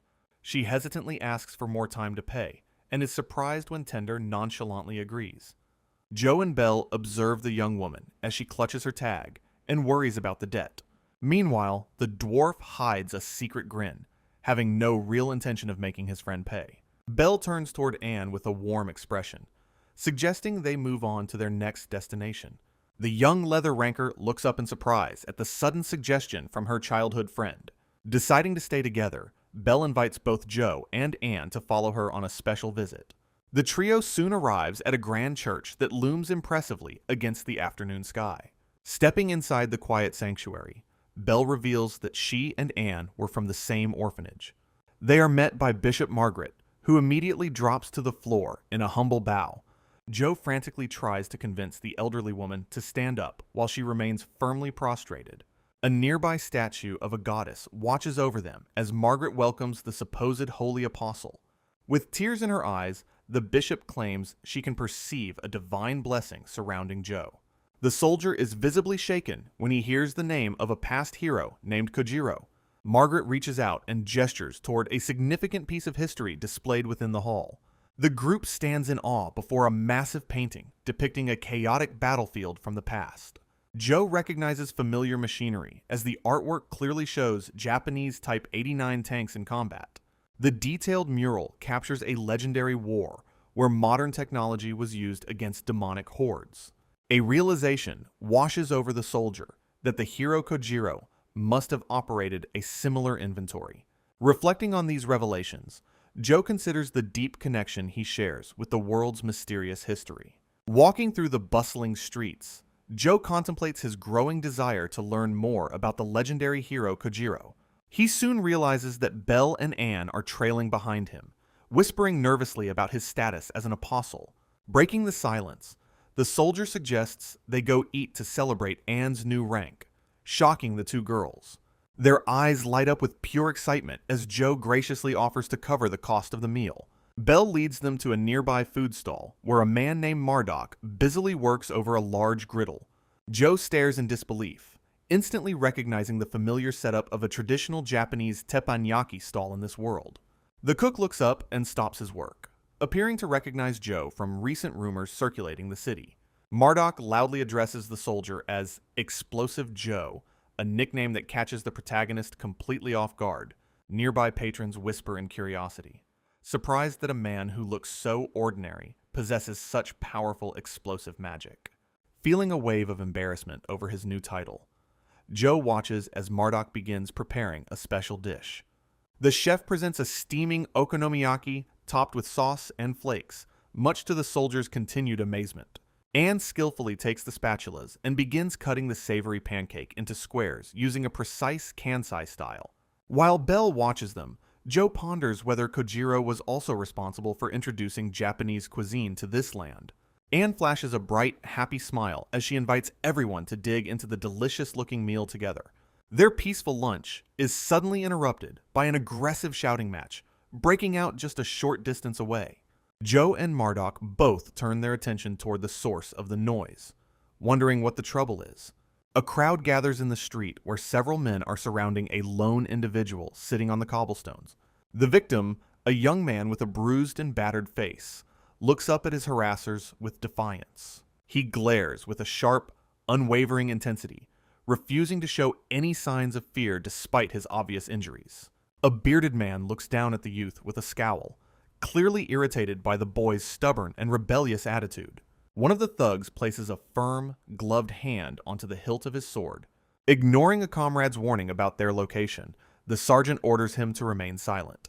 Drawing his blade, the man tauntingly asks the bruised youth what he plans to do. Joe watches the escalating confrontation from the street with a stern and focused gaze. The sharp tip of the longsword hovers dangerously close to the battered victim's face. The aggressive sergeant suddenly raises his sword high above his head for a final strike. Realizing words will not suffice, Joe sprints forward while reaching for his sidearm. A thunderous crack echoes through the street as a high-speed projectile hits the ground. Joe stands his ground with his handgun drawn, his eyes filled with absolute determination. The soldier levels his SIG, Sauer P220 pistol at the sergeant and commands him to disarm immediately. The bearded man freezes in sheer confusion, sweat pouring down his face from the noise. Wide-eyed with shock, the thug struggles to process how his attack was just interrupted. A small smoking crater sits on the cobblestones right at the man's feet. One of the subordinates recognizes the newcomer and fearfully identifies him as Explosive Joe. Keeping his weapon aimed steadily, Joe firmly repeats his demand for the men to disarm. The soldier's intense gaze never wavers as he keeps the aggressors in his sights. The young man sitting on the ground looks up with an expression of pure astonishment. The sergeant narrows his eyes while staring intensely at the mysterious device in Joe's hands. The aggressive thugs decide to leave, calling the city boring as they sheath their weapons. The battered young man watches them depart with a look of utter disbelief and lingering fear. Joe reaches out his hand and firmly grasps the victim's arm to help him off the ground. The soldier checks on the youth's condition while standing over him in the middle of the street. Still trembling from the encounter, the young man struggles to stand as Joe supports his weight. He suddenly raises a shaky finger toward a nearby stall where a delicious aroma is wafting. A local vendor continues to grill skewers of meat, oblivious to the drama that just unfolded. The starving youth begins to eat at an incredible pace, stuffing his face with cooked meat. Sitting at the counter, Joe observes the boy's desperate hunger and notes his near collapse. The soldier offers a kind smile and tells the boy to eat as much as he likes. Standing nearby, the archer watches Joe with a softened expression and glowing eyes of admiration. The vendor watches the boy's voracious eating habits with a look of genuine concern and surprise. Between mouthfuls of food, the traveler explains that he hasn't eaten for 2 full days. Having finally finished his meal, the young man lets out a long sigh of relief. He turns toward his savior and performs a deep, formal bow to express his heartfelt gratitude. The youth introduces himself as Locke and explains that he hails from a village in the south. Before departing, Locke promises to one day repay the debt he owes to Explosive Joe. He eventually disappears into the bustling crowd of the city as he continues his journey alone. Joe stands with his arms crossed and reflects on the boy's recovery while sensing something deeper. The soldier turns his attention back to Anne to discuss the implications of Locke's situation. The scarred sergeant scowls while reflecting on the presence of outsiders within the city. Standing nearby, Anne adopts a pensive pose as she analyzes the recent encounter. She identifies the aggressive leader as a mercenary who likely belongs to a specific faction. Noting that these warriors are currently flooding in from the western citadel of Tars, the conversation shifts to the differing influences of the local adventurer and merchant guilds. They look back on the scene where Locke had recklessly charged at the veteran soldier. Joe narrows his eyes while contemplating the possible connections between the boy and the mercenaries. His internal monologue is interrupted by a cheerful greeting coming from a nearby food stall. The vendor busily prepares a large stack of food as a special reward for the soldier. With a wide smile, the man expresses his admiration for Joe's willingness to help others. He points out the remarkable impact left on the ground by Joe's explosive magic technique. Joe claps his hands together in a traditional gesture of thanks before beginning his meal. The okonomiyaki sizzles on the iron griddle as delicious aromas fill the immediate area. He stuffs a large piece of the savory pancake into his mouth with visible enjoyment. Looking at the ingredients, Joe realizes that he might be able to cook this himself. The scene transitions to the next day, as Joe visits a local orphanage with the merchants. A nun instructs the children to behave, while Joe monitors the timing of their planned event. He suddenly looks over his shoulder upon hearing a loud shout echoing through the area. The friendly cook and an older gentleman appear with bright smiles and enthusiastic waves. They bring forth the requested supplies to provide a special gift for the waiting orphans. The merchant marvels at the Osakan specialty as the takoyaki sizzles on the iron griddle. Despite grumbling about forging the special plate, Marduk devours the hot snacks with great intensity. Joe shows off his dexterity by using thin skewers to flip the round pieces of batter. Anne is delighted by the flavor, noting the presence of octopus and a rich, savory stock. She pauses to look at a live octopus on the ground with a look of disbelief. Her face remains frozen in a state of shock as she continues to chew her food. The entire group assembles at the orphanage to share the delicious treats with the young children. Antonio leans in to whisper a business suggestion to Mother Margaret while the children eat. He explains his vision of turning the snack into an exclusive business for the orphanage's benefit. The local cook continues to prepare more servings as the children watch with eager anticipation. Joe and the nun exchange bows of gratitude while the merchant laughs about the new jobs. A calm scene unfolds as the children enjoy their food in the courtyard of the orphanage. Standing by himself, Joe looks down at the takoyaki on his skewer with a pensive expression. He suddenly turns around when he hears his name called from the edge of the yard. Belle approaches him with a grateful bow, thanking him for looking out for the children. She begins to blush as she praises Joe for being much more than just a strong warrior. Joe looks back at her in silence, caught off guard by the depth of her sincere appreciation. Hiding her face behind her hands, the bunny girl tells him how truly kind he is. The soldier looks away with a slight blush, clearly affected by the unexpected praise he received. He frantically finishes his snack, while insisting that he is only doing what he can to help. While reflecting on his desire to help people through means other than violence, Joe hears shouts nearby. Traveling to the west bank of the Great River in southern Spinny, Joe prepares for training. He warns Anne to stay clear of the backblast area while preparing his heavy anti-tank weaponry. Joe recalls the moment he discovered new tactical equipment appearing within his magical inventory system. It appears his recent battles against monsters have finally raised his rank enough for a divine upgrade. Bringing his focus back to the present, the soldier uses his binoculars to scout the distant shoreline. He selects a massive, isolated boulder sitting along the rocky coast to serve as his target. Taking a steady stance, Joe readies the Panzerfaust III and locks his sights onto the stone formation. The weapon roars to life with a deafening blast as Anne crouches down to protect her hearing. A massive explosion echoes across the river, leaving both trainees momentarily stunned by the destructive force. Thick clouds of smoke and dust settle where the target once stood, revealing that the boulder vanished. Looking through his optics once more, Joe realizes he must exercise extreme caution with such overwhelming firepower. He assumes the training is over until Anne frantically points out something strange about the impact site. Joe's eyes widen in disbelief as he notices movement coming from the rubble through his long-range lens. Panic begins to set in for both companions as they realize the target was not an inanimate object. Colossal boulder giants rise from the terrain, revealing their massive stone limbs and glowing eyes. One of the towering golems reaches out with a heavy fist toward a ship passing through the water. Multiple rock monsters emerge from the riverbank to begin a relentless pursuit of the wooden sailing vessel. Anne screams in terror as she watches the giants close in on the unsuspecting crew of the ship.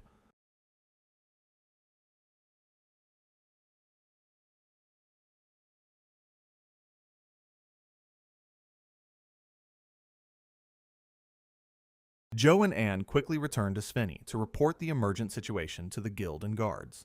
Joe holds out his smartphone to show the authorities his recorded footage of the river incident. Amanda and the guildmaster stare at the glowing screen with expressions of utter shock. The smartphone display clearly shows a massive stone golem looming over a ship in the river. A burly adventurer explains that these guardian golems usually remain dormant within distant southern ruins. Joe confirms that regardless of their origin, the stone giants are currently advancing toward the city.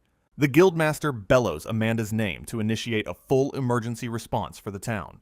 A large bell, high atop a stone tower, rings out to signal an immediate alarm.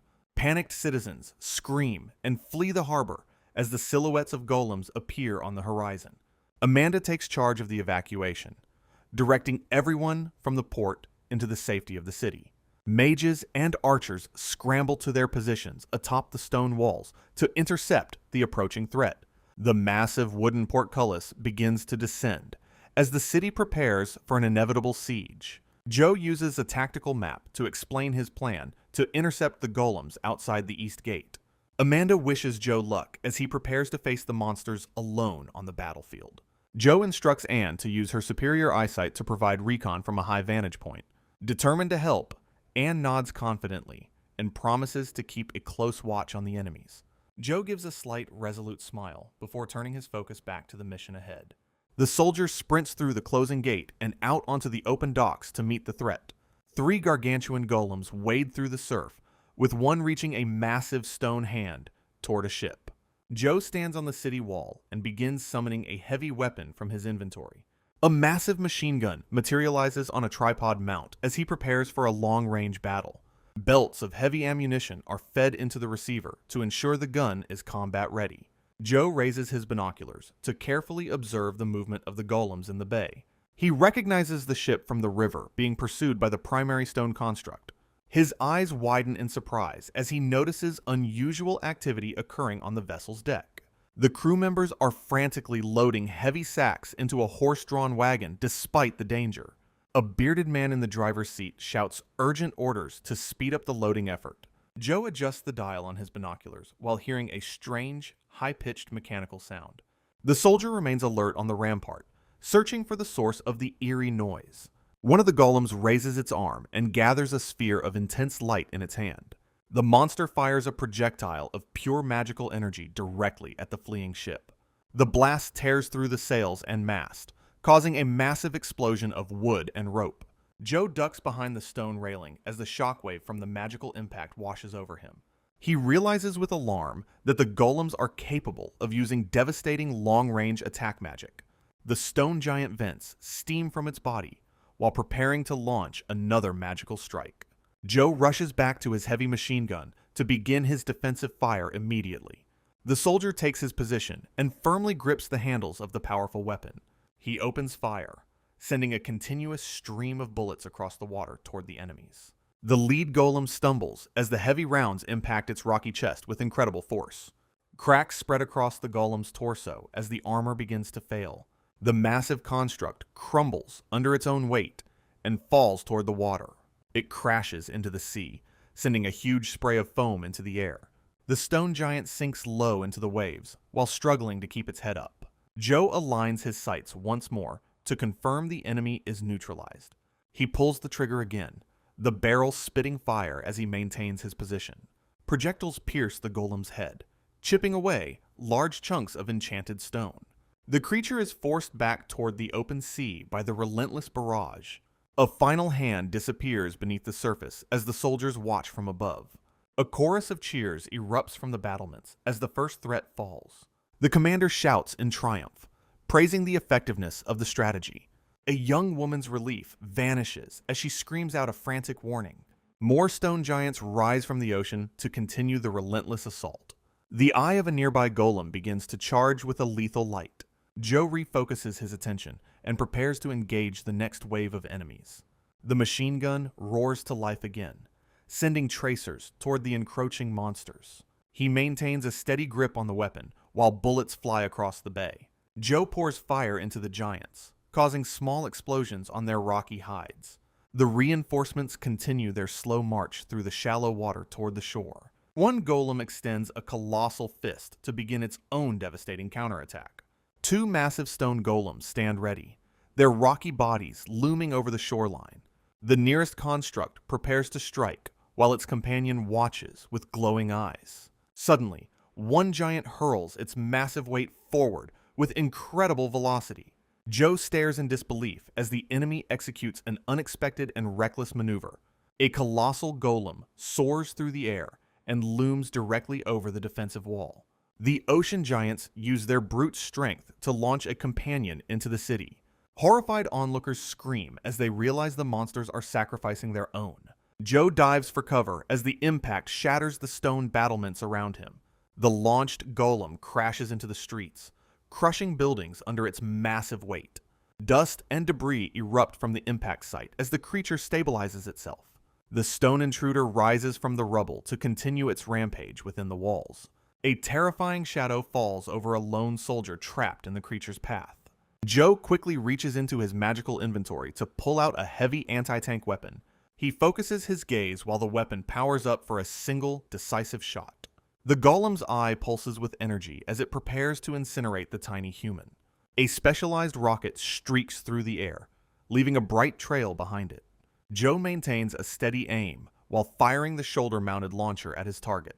The projectile zips across the distance and homes in on the golem's head. A blinding explosion detonates upon impact, shattering the construct's rocky skull into fragments. The headless giant stumbles backward and begins its slow collapse to the ground. Joe's companions celebrate the victory as he gives a confident thumbs up from the battlefield. Amidst the smoking debris, a single glowing eye from a fallen golem flickers once.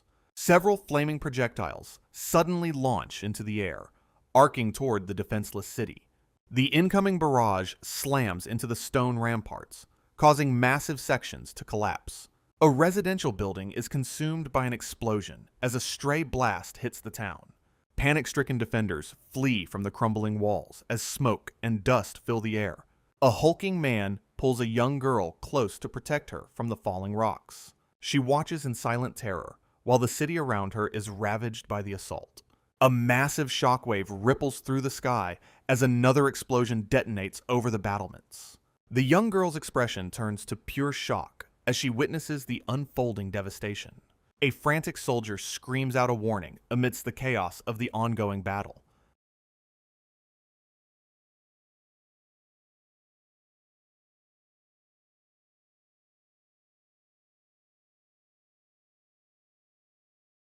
A powerful warrior with a mohawk and a large shield takes center stage. He commands everyone to stand back while he prepares to face the enemy alone. The defender braces his shield as a swirling vortex of energy begins to form. He stands resolute on the high wall as a dark silhouette looms in the sky. The warrior grits his teeth, absorbing a tremendous impact that sparks against his shield. He lets out a triumphant shout and raises his fist after repelling the attack. The brave soldier stands tall on the ramparts as his allies watch in relief. Joe shouts out an urgent command while maintaining a focused gaze on the mission. Nearby, Goliath exhales in relief as he braces behind his smoking, dragon-scale shield. The surrounding soldiers cheer and celebrate the successful modification of the ironclad defense. Surveying the quieted battlefield, Joe looks up with a thoughtful expression on his face. He remains vigilant while turning to inspect the various remnants of the intense combat. Standing alone, the soldier faces the crystalline legs of a massive, fallen adversary. Joe confirms the creature is truly neutralized as he stares at the shattered, motionless husk. He recalls the mysterious destruction of a sailing ship that was caught in a blast. Standing near the stone ramparts, Joe waits for his companions to rejoin his side. Amanda rushes toward him with a look of distress while shouting his name aloud. Joe offers a quick salute of gratitude for her efforts in guiding the local civilians. His expression shifts to sudden shock as she delivers a critical, unexpected message. The focus shifts toward the south gate where the heavy stone archway begins crumbling. A dark, horned figure looms over the rooftops as it moves through the residential district. Panic spreads through the streets as fleeing residents are overtaken by a gargantuan shadow. The hulking armored golem reveals itself fully while stalking through the heart of town. A motorcycle tire spins rapidly against the pavement, gaining speed for a quick departure. Joe navigates his motorcycle across the castle walls to reach the breach in time. He grits his teeth in frustration upon realizing the enemy has successfully entered the city. The soldier speeds toward the towering monster that now threatens the defenseless urban area. The horned golem peers over the rooftops, searching for its next objective. Its armored head swivels slowly while scanning the quiet residential streets.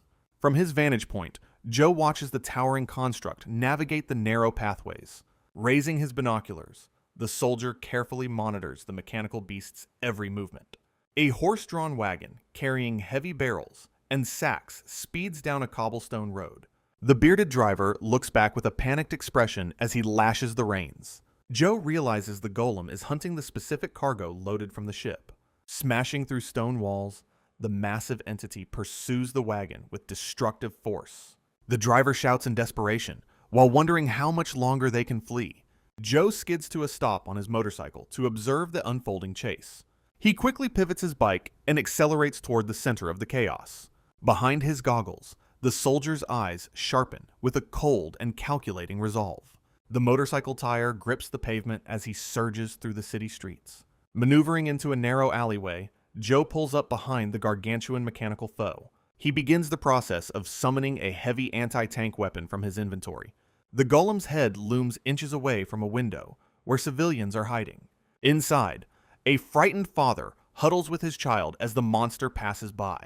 The soldier hesitates, fearing his heavy weapons will cause immense collateral damage. The massive armored entity suddenly halts its destructive march through the streets. Joe watches in silence as the mechanical monster comes to a complete standstill. The towering golem looms over Margaret San's orphanage, where several horse-drawn wagons are gathered. Children and staff huddle in fear as the armored entity overshadows their small courtyard. The mechanical construct tilts its head, its glowing optics fixated on the vulnerable group. A scarred mercenary sergeant watches the beast with a grim and calculating look. He roughly seizes a bunny-eared girl to use her as a living shield.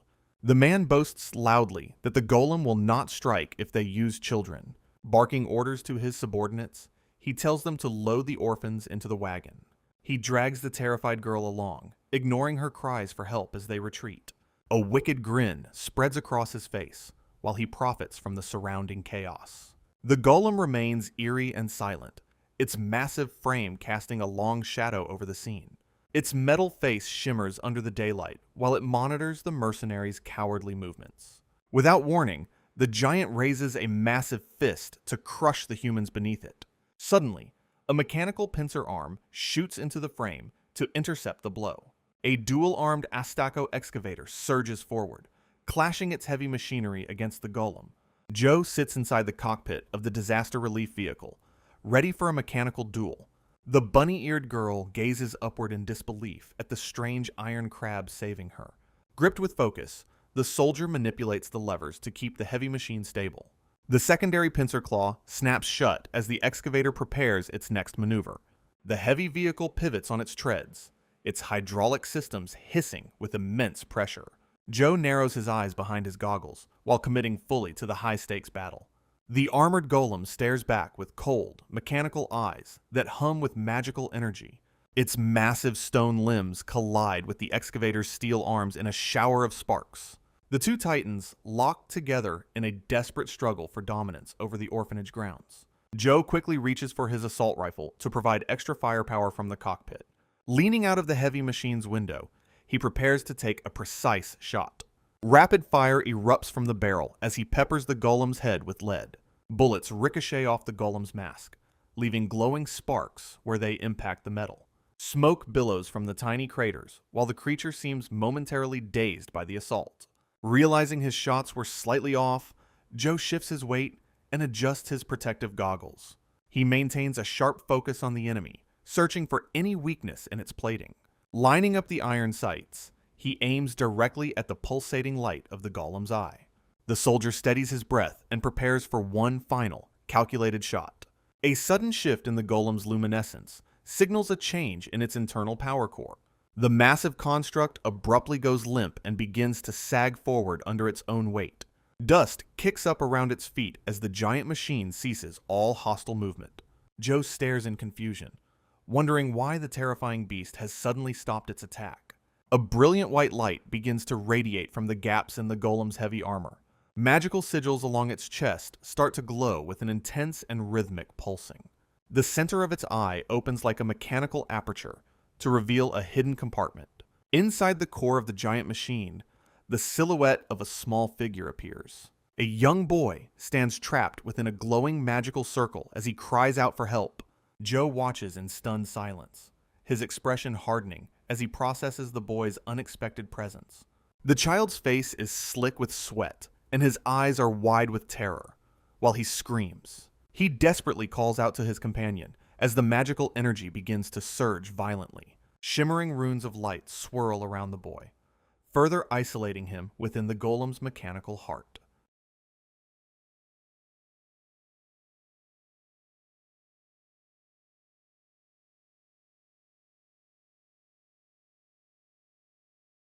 Back inside the construct, the boy reaches out desperately as the magical pressure continues to intensify. A sudden and violent force jerks him backward, throwing his head back as the light fluctuates. He collapses onto the cold floor of the cockpit, lying motionless within the glowing metal sphere. The golem's massive armored frame begins to lurch, its internal systems failing with a metallic screech. Losing its balance entirely, the colossal construct tilts forward and begins an unavoidable descent toward the earth. Nearby, a horse-drawn carriage travels along a dusty path, while two armed guards remain unaware of the falling giant. The massive golem slams into the ground with a thunderous roar, narrowly missing the travelers and their wagon. One of the guards clutches his injured leg and groans in pain amidst the rising dust and debris. The captives huddled inside the damaged wagon are suddenly urged to seize the opportunity and flee. A heavy boot stomps down near the wounded guard, signaling the arrival of a mysterious figure. The soldier looks up in pure terror at the dark silhouette looming over him in the chaos. His companion reacts with a look of sheer disbelief and anger as he watches the situation deteriorate. Seeing their chance for freedom, the chained survivors scramble away from the wreckage of the overturned carriage. Joe sits behind the controls of a heavy excavator, his expression shifting to shock at the sight before him. He leans forward in the cab, his eyes locked onto the desperate struggle occurring just a short distance away. A young girl stands amidst the dust, her small frame weighed down by thick iron manacles. The heavy chains rattle with every movement, serving as a cruel reminder of her captivity. Other captives huddle together in a dark space, their expressions filled with panic and uncertainty. Two shackled girls scramble away through the dirt, their chains kicking up clouds of dust as they run. One girl stops and looks back, her face pale as she searches for the source of a familiar voice. She finds herself dwarfed by the massive, motionless chest of the mechanical giant resting on the ground. Inside a circular hatch in the golem's armor, the young boy from earlier crouches and looks out. He screams out a warning, his voice filled with raw emotion as he recognizes the girl. The girl's eyes widen in disbelief as she finally spots her brother trapped within the metallic beast. She runs toward the fallen construct with reckless abandon, her shackles clinking loudly against the stones. The two children exchange terrified glances while calling out to each other amidst the wreckage. A massive sword suddenly cleaves the air and strikes the ground, narrowly missing the running girl. She collapses onto her side in front of the golem, while the boy watches helplessly from within. A sword tip pins the girl's chain to the dry soil as a soldier's boot steps into view. A formidable bearded guard looms over the girl with a cold gaze, his hand resting on his sword. Observing the cruelty from his seat, Joe pulls his rifle into position and prepares to take a shot. He addresses the armored man as a magician, while keeping his weapon trained on the new threat. The guard stands his ground with his sword drawn as Joe watches him from the cab of the massive excavator. The bearded guard demands that Joe throw down his wand immediately. Joe stares back with a stunned expression from inside his mechanical seat. Slowly complying with the order, the soldier prepares to relinquish his weapon. He tosses his rifle out of the excavator cab into the open air. The firearm lands in the dirt with a heavy thud near the guard's boot. A smirk of satisfaction crosses the guard's face as he huffs at the surrender. Turning his attention back to the wreckage, he narrows his eyes. A nearby armored soldier mocks the situation, noting the machine is completely stuck. Within the metallic depths of the construct, the young boy gasps for air. He screams out a desperate plea to the guard to leave Miranda alone. The guard's ear twitches as he registers the boy's defiant shout. Raising his blade, the bearded man cruelly promises that the boy will watch his sister die. Another dark-haired captive lunges forward, with her chains rattling, to stop the strike. The guard looks on in momentary shock at the girl's sudden interference. She glares up with intense resolve, despite her desperate situation. Snapping out of his surprise, the guard prepares to punish her insolence. The girl shouts for Miranda to flee while she holds the guard's attention. A gloved hand suddenly seizes her long hair and jerks her head backward. The guard snarls a threat at everyone present while hoisting the girl by her locks. As he prepares to finish her, a glowing magical circle suddenly manifests behind her head. The guard swings his blade downward with lethal intent as the girl cries out in terror. Seizing her long hair, the man roughly jerks her back to expose her throat. Joe's eyes narrow with fierce focus from behind his goggles as he watches the cruelty. Reaching into the empty space within the cab, he prepares a final countermeasure. His gloved hands hover over a manifestation of light as he pulls a new weapon from his inventory. The mercenary guard falters for a second, his expression shifting into one of sudden confusion. A swirling ring of magical script glows brightly behind the captive girl's head. A sudden impact strikes the guard's hand, forcing him to lose his grip on the steel hilt. A loud crack echoes through the air as smoke billows from the barrel of a modern handgun. Leaning out of the machine's frame, Joe maintains a steady aim with his newly summoned sidearm. The bearded man clutches his mangled, bleeding hand while staring at his injury in disbelief. Gritting his teeth in agony, The mercenary glares back at the soldier with pure hatred. His sword clatters to the dusty ground alongside fresh droplets of crimson blood. The guard hunches over his wound as a stern command to remain still rings out. Joe keeps his weapon trained on the villain, delivering a final warning to the remaining hostiles. Blood drips from the guard's mouth as he trembles with suppressed rage at his defeat. Amanda and her security detail suddenly charge into the area to secure the perimeter. The surviving mercenaries are quickly restrained and marched away from the site of the conflict. Rows of chained children stand silently as the true scale of the slave trafficking operation is revealed.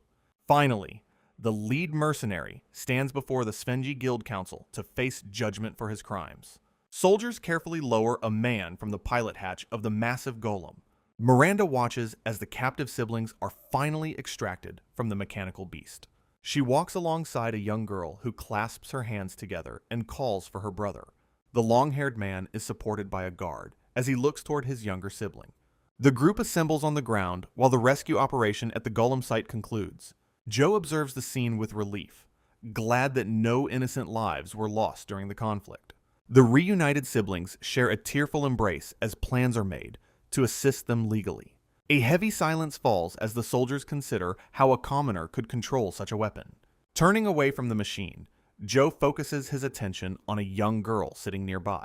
He gently places a hand on her shoulder and advises her to remain still for an exam. Pulling a strip of medical tape from his gear, he prepares to treat her minor injuries. Joe works efficiently to wrap a secure bandage around the girl's injured ankle. The girl looks down shyly while thanking him for the impressive defensive magic he displayed. He offers a kind smile as he finishes providing first aid in the middle of the ruined street. Joe's expression shifts to one of surprise when she expresses her deepest gratitude. She lowers her gaze, her face partially hidden by her long dark hair as she speaks softly. Looking up once more, her eyes are filled with a mix of sadness and hope. A memory of a smiling woman appears to Joe, offering him words of encouragement. He remains motionless for a moment as the weight of the girl's thanks sinks in.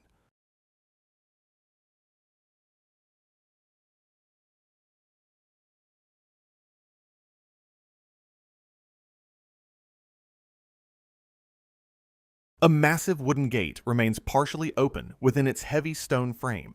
Joe's mechanical excavator expertly grips a damaged wooden panel with its iron claws. Local officials and bystanders watch as the machine speeds up the gate's restoration.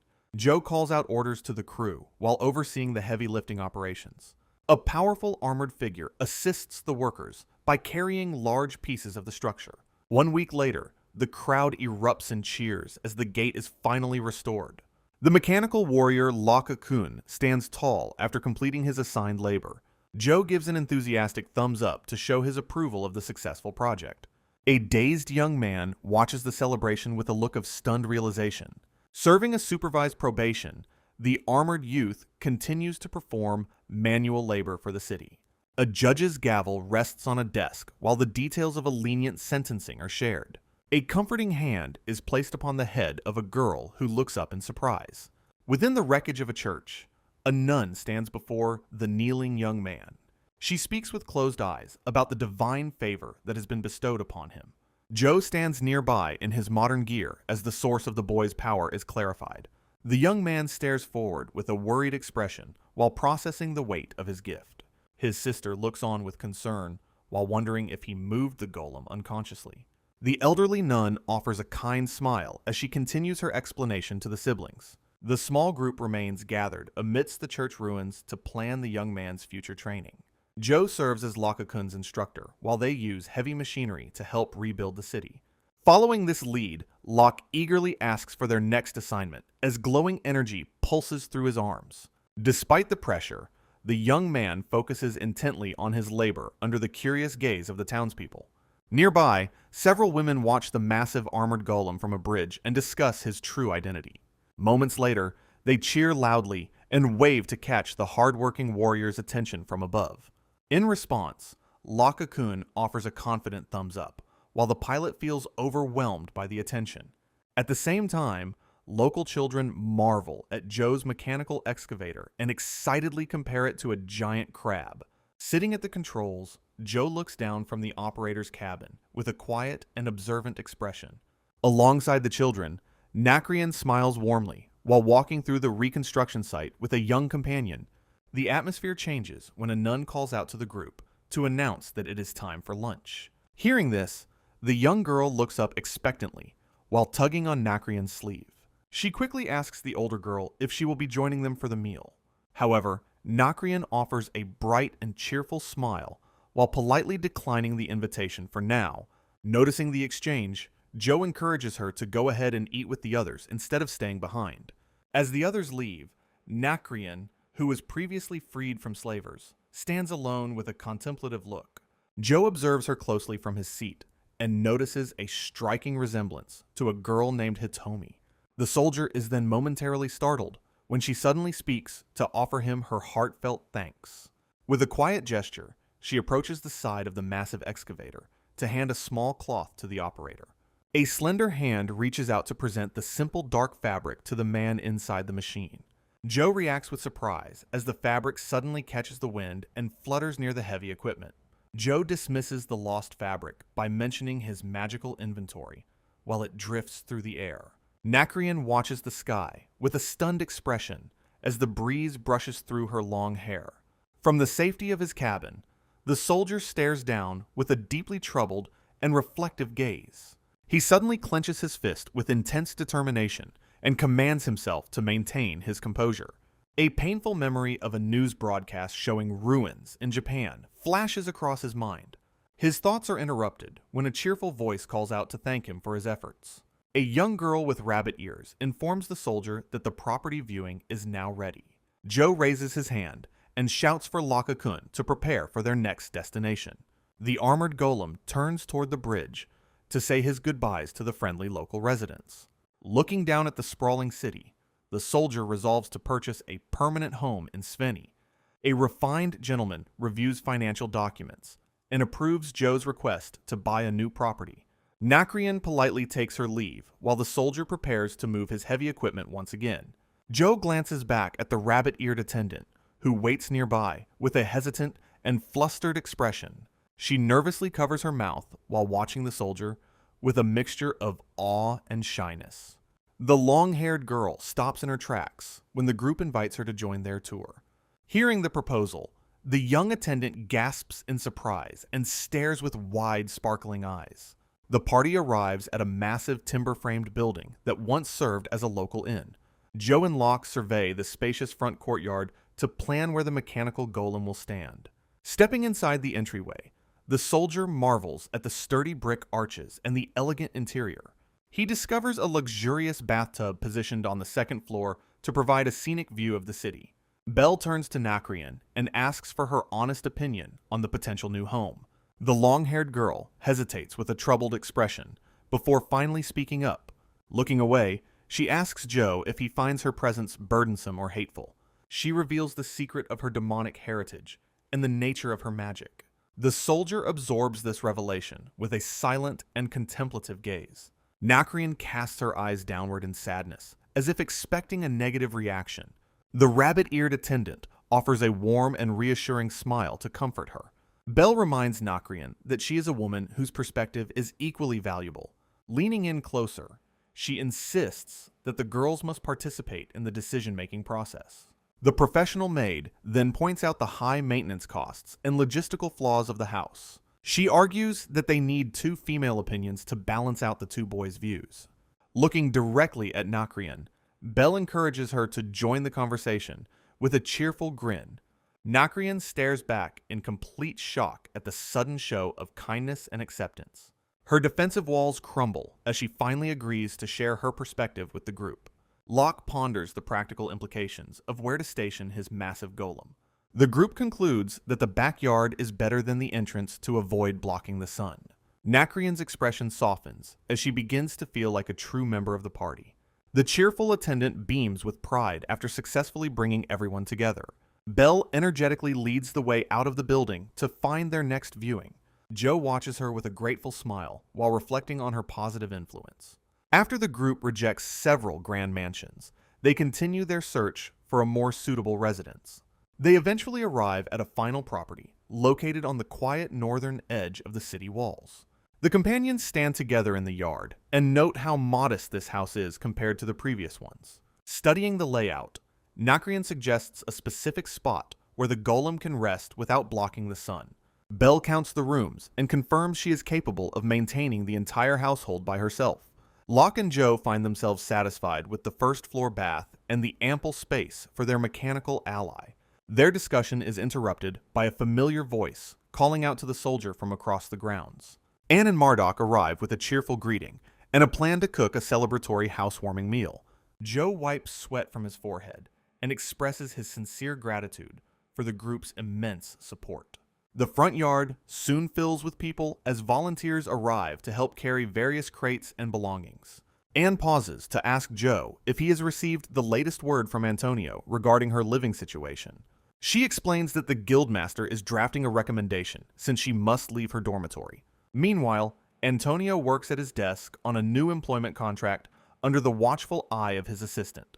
Observing his friends together, Joe realizes that Antonio orchestrated this entire living arrangement for them.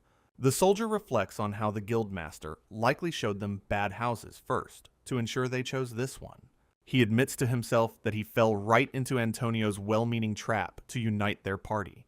Gazing at the guild's imposing structure, Joe acknowledges how much care Antonio has provided since his arrival. The elven secretary bows politely and leaves the office after the necessary administrative adjustments are made. Joe sits in Antonio's office to discuss securing an adventurer registration for Locke.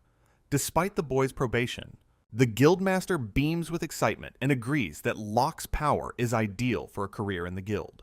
Joe brings up the specific complications regarding Nakrian's status to the guildmaster. Antonio acknowledges the difficulty of the matter, since she belongs to the demon tribe. He explains that deep-rooted perceptions from the last war make her independence very challenging. Nakrian listens quietly as the weight of her heritage is discussed in the room. The guildmaster surprises Joe by revealing he has already found a solution for her. Joe learns there is a legal precedent for members of the demon tribe to become adventurers. Back at the new house, Nakrian gazes curiously at a tray of fresh takoyaki. Joe encourages her to eat and enjoy the food without holding back any longer. Across the yard, volunteers finish unloading crates to complete the move into their new home. Nakrian smiles warmly while tasting the snack as a small gesture of gratitude. Feeling a bit embarrassed, Joe tries to steer the conversation back toward official matters. He stands before Nakrian in the new residence to make a life-changing proposal.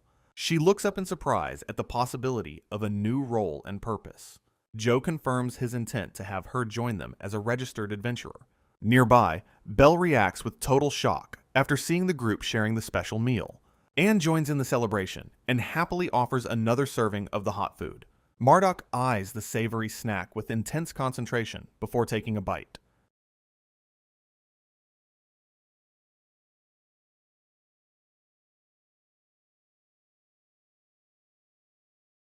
A voice reminds the soldier that venturing too deep into the wastes is dangerous. Joe drives and suggests training in a secluded area to avoid prying eyes. His passengers look tense and tell him to slow down as they bounce around. The light armored vehicle jumps over a bump in the rugged forest terrain. The car finally arrives at a vast open plain suitable for their needs. Joe steps out onto the dirt and commands his team to exit the vehicle. The team members stand at attention while wearing their new military gear. Joe announces that the Spinny Adventurer Guild party Isekai'd will now begin training. The scene shifts back to the previous night at their quiet residential house. Joe holds up a mug to toast the official formation of their group. A sudden silence fills the room while the girls look at him with mixed expressions. A delicious meal of roasted poultry and vegetables is served during their celebration.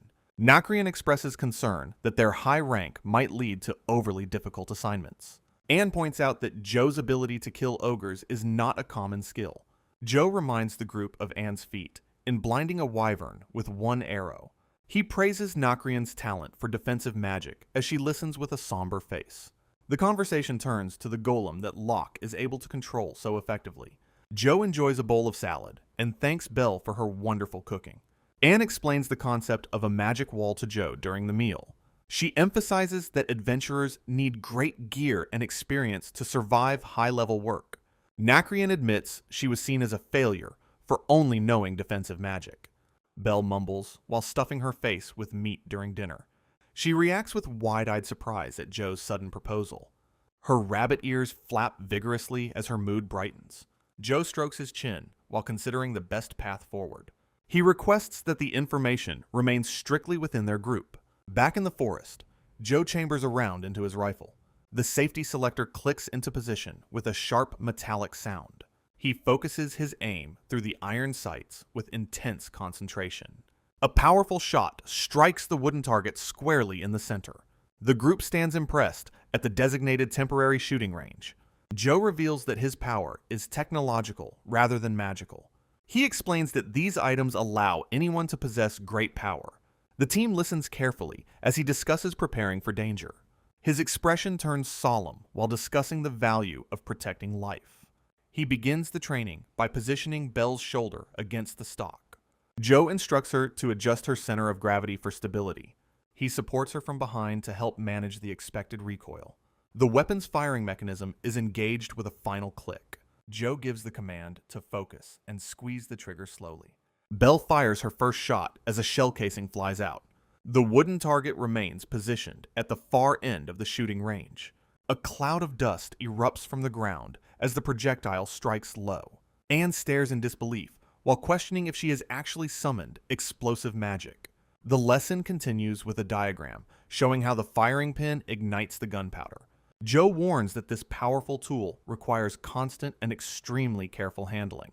He then adjusts the weapon settings to introduce the group to burst mode. 3 rapid impacts strike the wooden surface in a quick and rhythmic sequence.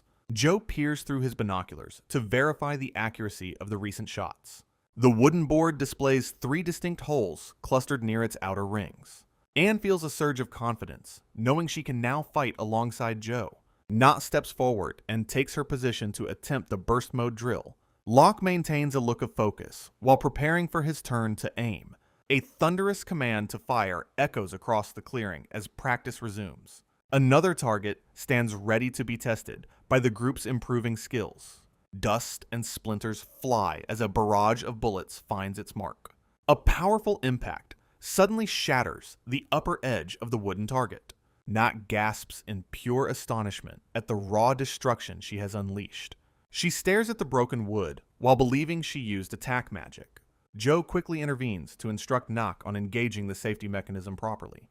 The team cheers for Locke as he steps up for his turn. Belle joins the training by firing a 9mm pistol under Joe's careful supervision. The loud reports leave her sensitive rabbit ears ringing with intensity. As the session winds down, the team gathers the spent shell casings. A pleasant break begins with everyone sitting at a large outdoor table. Belle serves the group while the trainees relax after their tense practice. A shiny can of Spinny's specialized food becomes the center of attention. Knott examines the small container with a mixture of curiosity and doubt. While Locke eagerly pokes at his food, Knott remains hesitant to taste. Locke wastes no time in taking a massive bite of the meat. He pauses for a moment to fully process the flavor of the meal. A look of pure delight washes over his face as he chews. He excitedly declares that the taste is far better than he expected. Knott finally decides to give the mysterious canned food a try herself. She closes her eyes and takes a cautious first bite of the meat. The unexpected quality of the meal leaves her stunned and wide-eyed. Locke jokingly asks to finish her portion if she is too slow. Joe pauses his own meal to praise the group's impressive progress today. The archery targets confirm that Anne has maintained a nearly perfect hit rate. Joe uses his binoculars to analyze the long-range results once again. Anne sets her sights on achieving even better precision in the next round. Joe observes Anne with quiet intensity, pondering her potential as an elite warrior. Belle is suddenly startled, her rabbit ears twitching as she balances her load. Her expression shifts to one of alarm as she points toward the grass. A round, wiggling slime appears before the group as they gather around. Knott suggests a hunting expedition to harvest the creatures for profit. She highlights the valuable magic crystal core located inside the slime's body. Joe agrees to the idea, noting that the slow-moving creatures are perfect targets. The plan for the afternoon training is quickly changed to a live hunt. A massive, dark silhouette move silently through the dense woods nearby. Branches creak and groan as the large creature navigates the thick brush. Falling leaves mark the path of the hidden beast as it retreats further. The first phase of the slime hunting mission officially gets underway.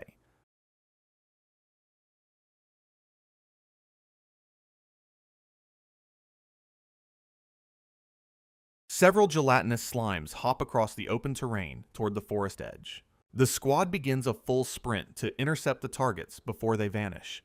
Joe uses his binoculars to confirm the enemies are in the line of fire. Anne takes her position and pulls the trigger with unwavering focus. High-velocity bullets punch through the translucent bodies of the retreating slimes. The impact causes the creatures to splatter, leaving their hard cores exposed. The gelatinous body of a defeated slime slowly evaporates into a thin mist, leaving behind a single, shimmering magic crystal resting on the grass. Joe immediately signals for a ceasefire while Belle waves a flag to halt the action. Meanwhile, Anne stands still and catches her breath after the intense firing exercise. The command team celebrates the successful hunt with cheers and thumbs up. Nak eagerly rushes forward to gather the valuable loot scattered across the field. A comical thought bubble shows her panting like an excited dog during the collection.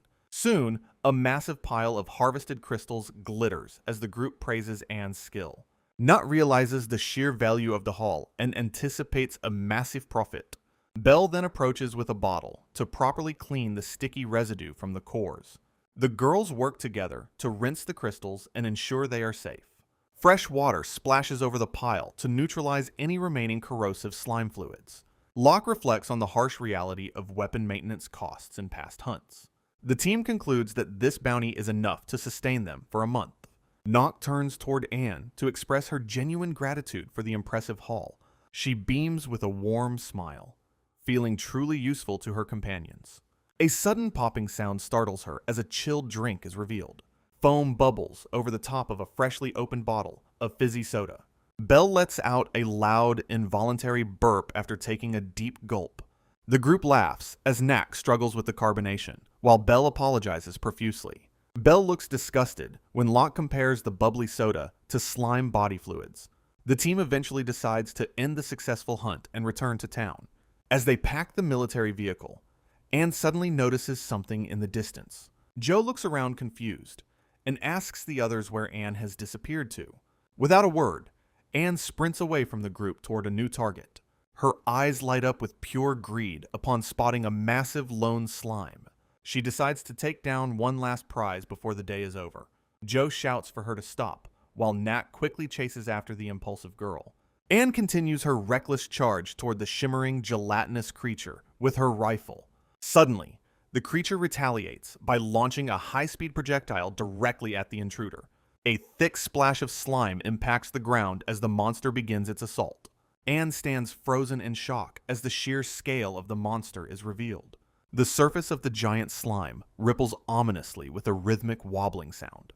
A sudden surge of pressure causes the creature's body to distort and swell. The massive entity looms over Anne like a tidal wave of translucent jelly. Realizing her dangerous mistake, Anne can only offer a sheepish apology under her breath. She reaches out frantically as the monster begins to lunge toward her small frame. Nak leaps into the air and tackles Anne to the ground to save her. Sensing imminent danger, Nak desperately focuses her energy to cast a protective spell. A spherical defensive barrier forms around the pair just as the slime swallows them whole. Joe sprints toward the site of the disaster while shouting out the names of his missing companions. His eyes widen in realization as he assesses the gravity of the situation unfolding before him. Meanwhile, inside the gelatinous mass, Anne's discarded rifle begins to smoke and melt from corrosive fluids. The powerful acid continues to eat away at the metal until the weapon is nearly unrecognizable. Watching from the outside, Joe notes with horror that the military equipment is rapidly dissolving. He quickly readies his own firearm, determined to find a way to extract his teammates immediately. Aiming carefully, Joe unleashes a flurry of rounds directly into the side of the massive creature. The projectiles penetrate the outer layer, but lose momentum as they travel through the thick goo. Small ripples form around Nak's magical barrier when the bullets strike her defensive perimeter. Anne and Nak cry out in terror as the shockwaves from the impacts rattle their enclosure.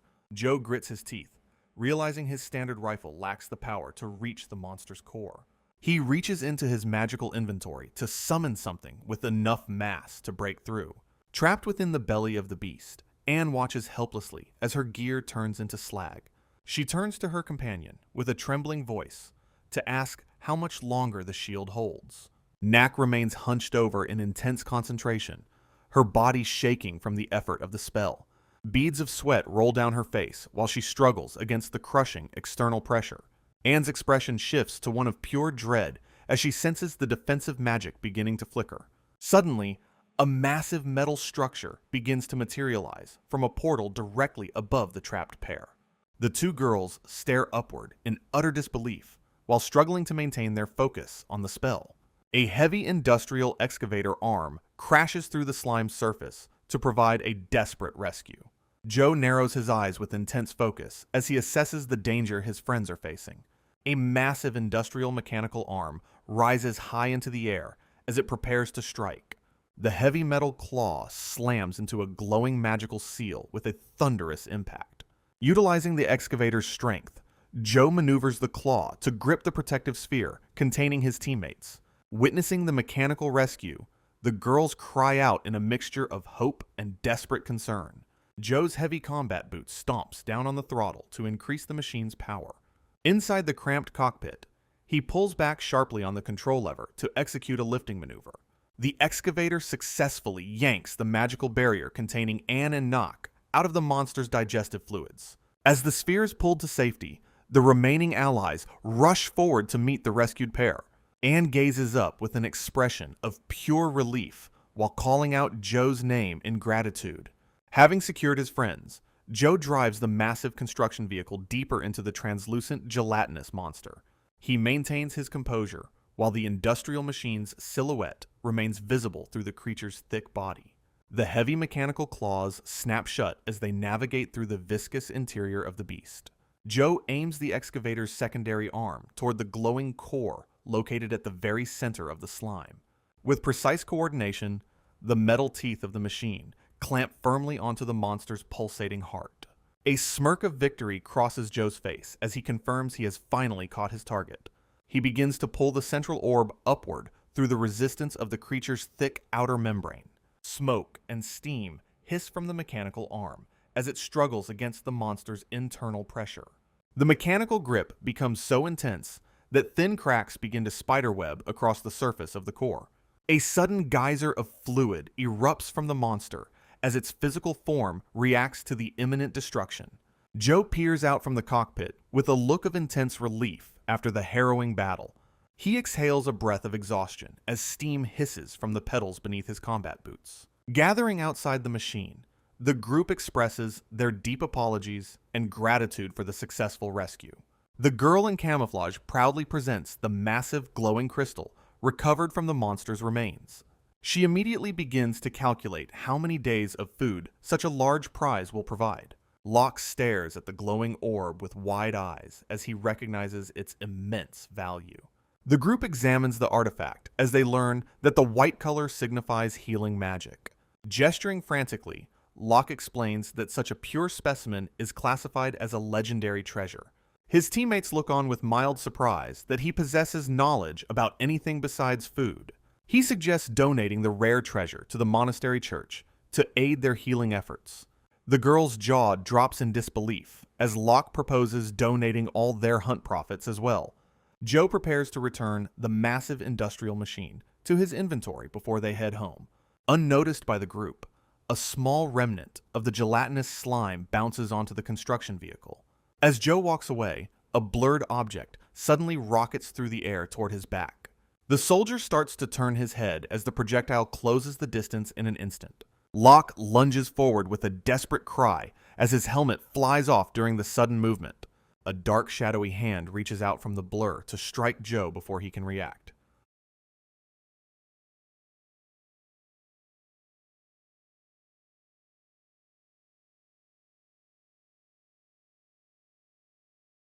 A weathered stone statue of a woman with folded wings stands inside a decorative wall niche. A lone figure kneels in prayer before a stone altar inside a quiet cathedral. Bishop Margaret turns her head with a startled expression as someone calls out her name. Joe bursts through the cathedral's arched doorway while supporting a wounded comrade on his shoulder. Sweating and panicked, the soldier shouts a desperate plea for immediate medical assistance. The two soldiers struggle to remain upright as they rush further into the holy sanctuary. The group gathers around a bed where Locke lies face down with severe slime burns. Margaret watches as a young nun cries out to her brother while clutching his hand. Joe winces as he observes the extensive damage and skin loss on the boy's back. The girl in camouflage weeps as she realizes a standard first aid kit is useless. Joe turns to Bishop Margaret and demands that they use healing magic right away. He asks the nun if the massive crystal they recovered can be used for treatment. Margaret confirms with a somber face that the treasure holds the power to save him. Her expression darkens as she pauses to deliver some difficult news to the group. The bishop explains that she lacks the personal strength to draw power from the artifact. The girl in camouflage looks on in shock as she hears about the scarcity of magicians. The young nun begs for forgiveness as she believes she has failed her brother. She tearfully pleads for him not to succumb to his injuries and leave her behind.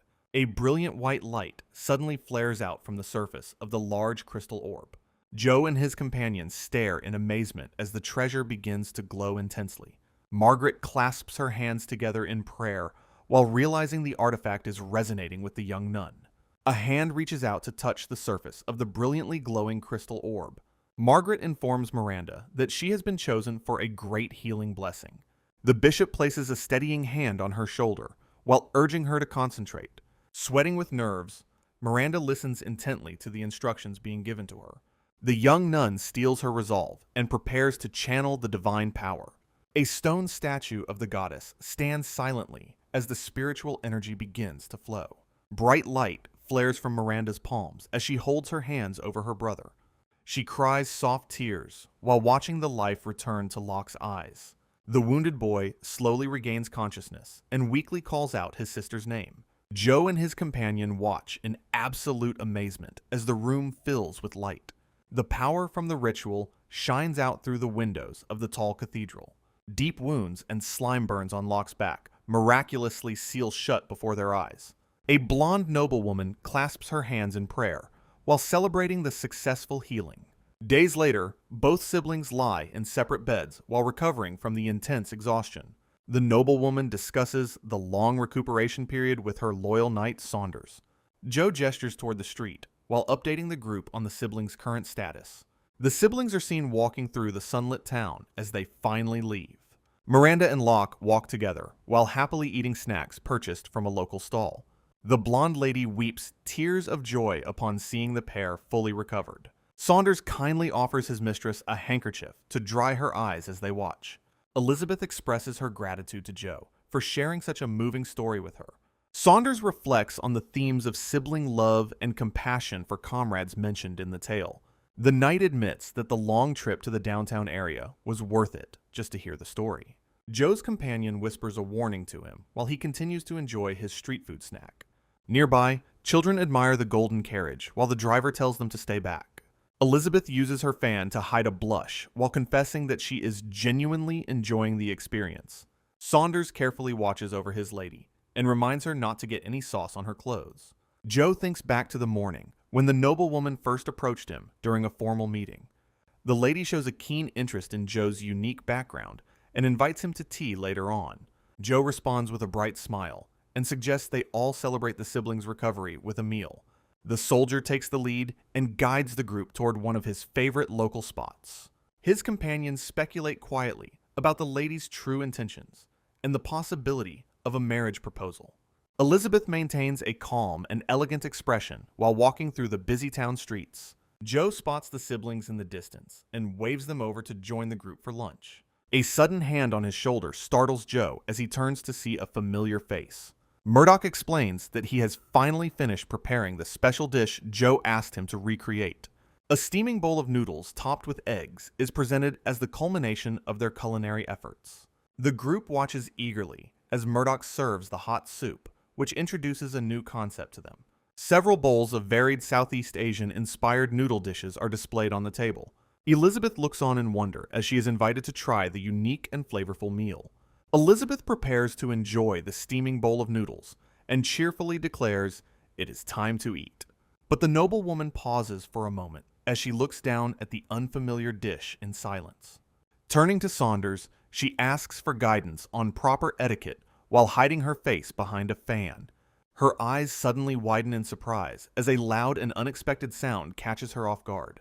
Nearby, Joe and his companion enthusiastically slurp their noodles without any concern for traditional manners. Both Elizabeth and Saunders stare in absolute shock at the sheer volume of the men's eating habits. Suddenly, a stray drop of soup flies through the air as noodles are pulled from the bowl. The lady watches the liquid projectile in slow motion as it heads toward her expensive attire. Reacting quickly, Saunders lunges forward to shield his lady from the splashing broth while shouting a warning. Small droplets of the savory soup land squarely on the knight's pristine white mantle instead. Realizing his uniform is stained, Saunders cries out in genuine distress over the ruined fabric. With a scowl, his expression shifts to one of intense anger as he glares at the messy eaters. He angrily berates the men for their lack of decorum, while Joe looks up in confusion. Elizabeth gently places a hand on her guard's arm and tries to de-escalate the tense situation. Contemplating the scene, she reflects on the unique commoner customs while observing the vibrant bowl of food. With a spark of resolve, the lady decides that manner is manner and clenches her chopsticks with determination. She boldly declares her intent to slurp the noodles, albeit with her own sense of elegance. The entire group falls into a tense silence as Elizabeth carefully blows on the hot noodles.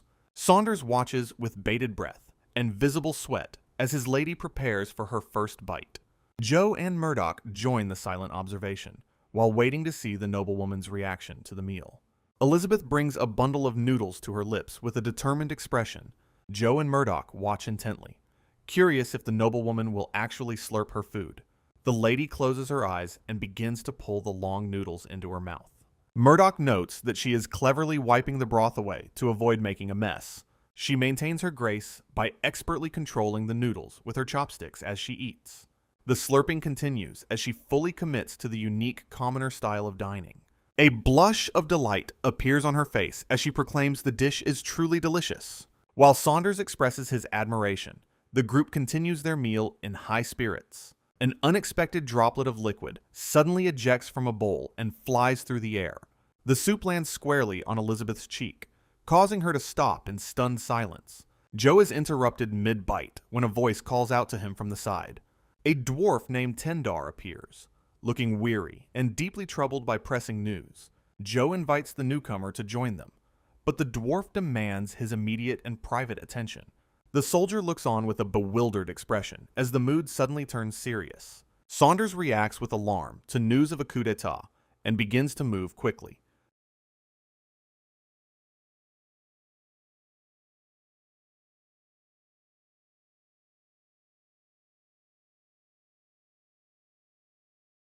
A solitary figure watches over the kingdom from the high walls of a stone fortress. Saunders stands upon the ramparts and asks about the well-being of the princess.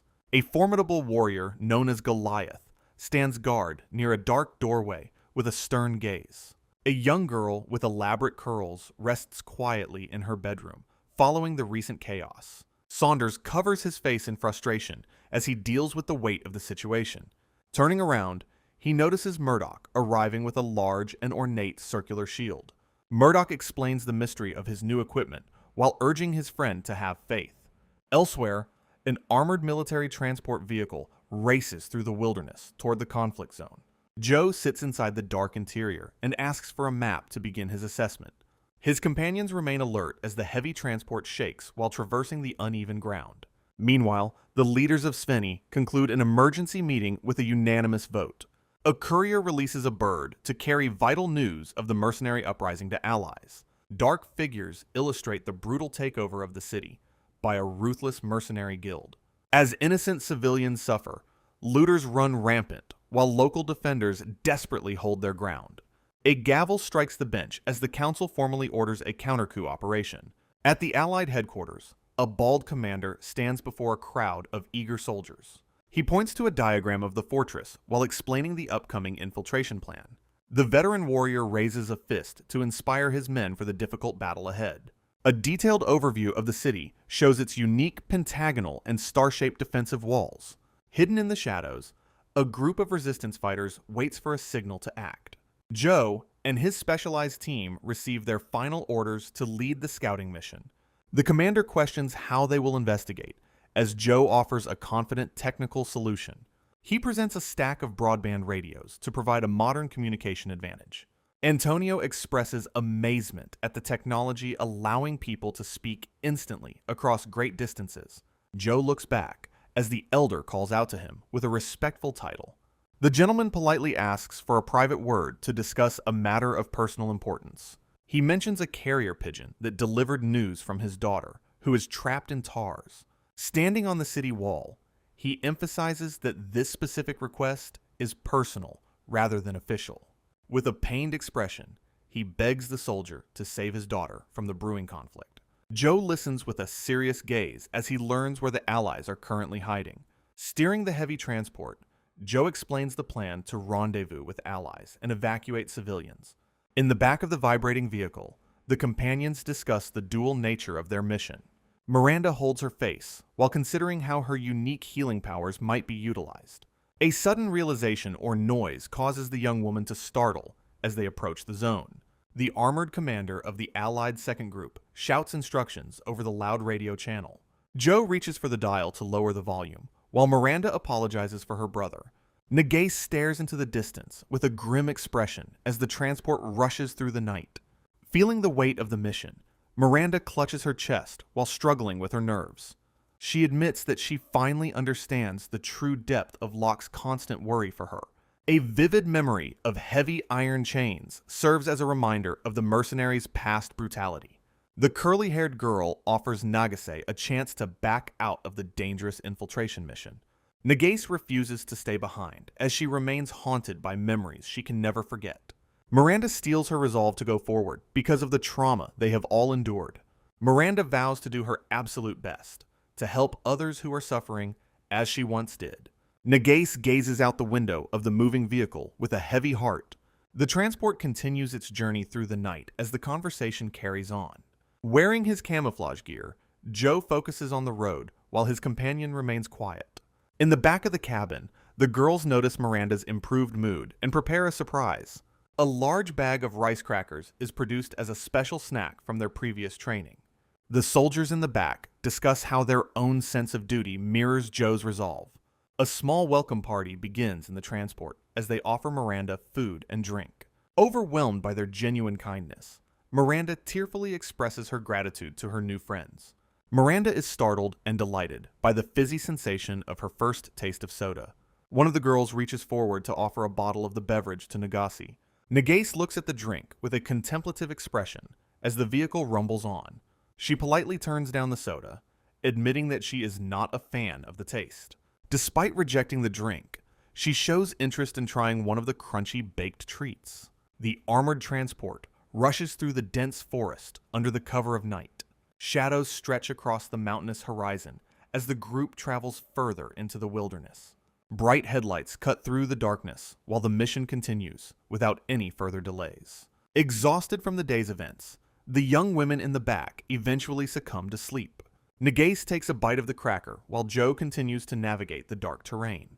She is asked if she enjoys the flavor as she finishes her first bite of the snack. Joe comments on Nagase's continuous eating of the rice cracker as they travel through the night. Nagase looks down at the snack in her hand with a silent and thoughtful expression. A memory surface of a demon-horned woman cooking a nostalgic meal in a rustic kitchen. Joe expresses his understanding of the comfort that a familiar taste of home provides. Vivid images of salty comfort foods and preserved dishes from their homeland fill her mind. Joe asks Nagase if he happens to remind her of anyone from her hometown. The night sky stretches above the moving transport while Joe reveals he noticed her relief. Joe's eyes are visible in the rearview mirror as he notes how sad she looked. A fleeting memory of a girl in a school uniform gazing out at the sea appears. Joe listens intently to her silence, while keeping his focus strictly on the dark road. Nagase continues to eat her snack, while reflecting deeply on the person she lost. She gazes at her reflection in the window, while wishing she could have protected her. Turning away from the glass, Nagase maintains a somber and quiet demeanor inside the cabin. Joe acknowledges her words with a simple and understanding response as the vehicle rumbles on. He apologizes for his behavior and explains the connection he feels when looking at her. Joe offers a gentle smile while stating that lost things cannot be brought back. Nagase takes a large and purposeful bite of the rice cracker to steady her emotions. She resolves to do her absolute best to help their companion Marianne in the future. In the back of the transport, the other girls relax and offer Joe a snack. The journey continues through the shadows as the vehicle maintains its steady pace. The fortified city of Tars stands tall against the backdrop of a vast, starry night sky. Nagase shields her eyes as she peers through the darkness toward the distant settlement. A solitary guard watches over the perimeter from the top of the massive stone walls. The team gathers on a nearby cliffside to analyze the enemy's defensive positions. Nagase turns with a look of curiosity, questioning what strategy their leader will employ. Joe stands several feet below, waving his arm to capture the attention of his squad. He points a finger toward the sky while holding a portable control tablet. A 4-rotor medium drone suddenly ascends into the air, shocking the onlookers. Nagase stares wide-eyed at the high-tech device, comparing it to a mechanical iron crab. A title card signals the start of the next phase involving this technological summon.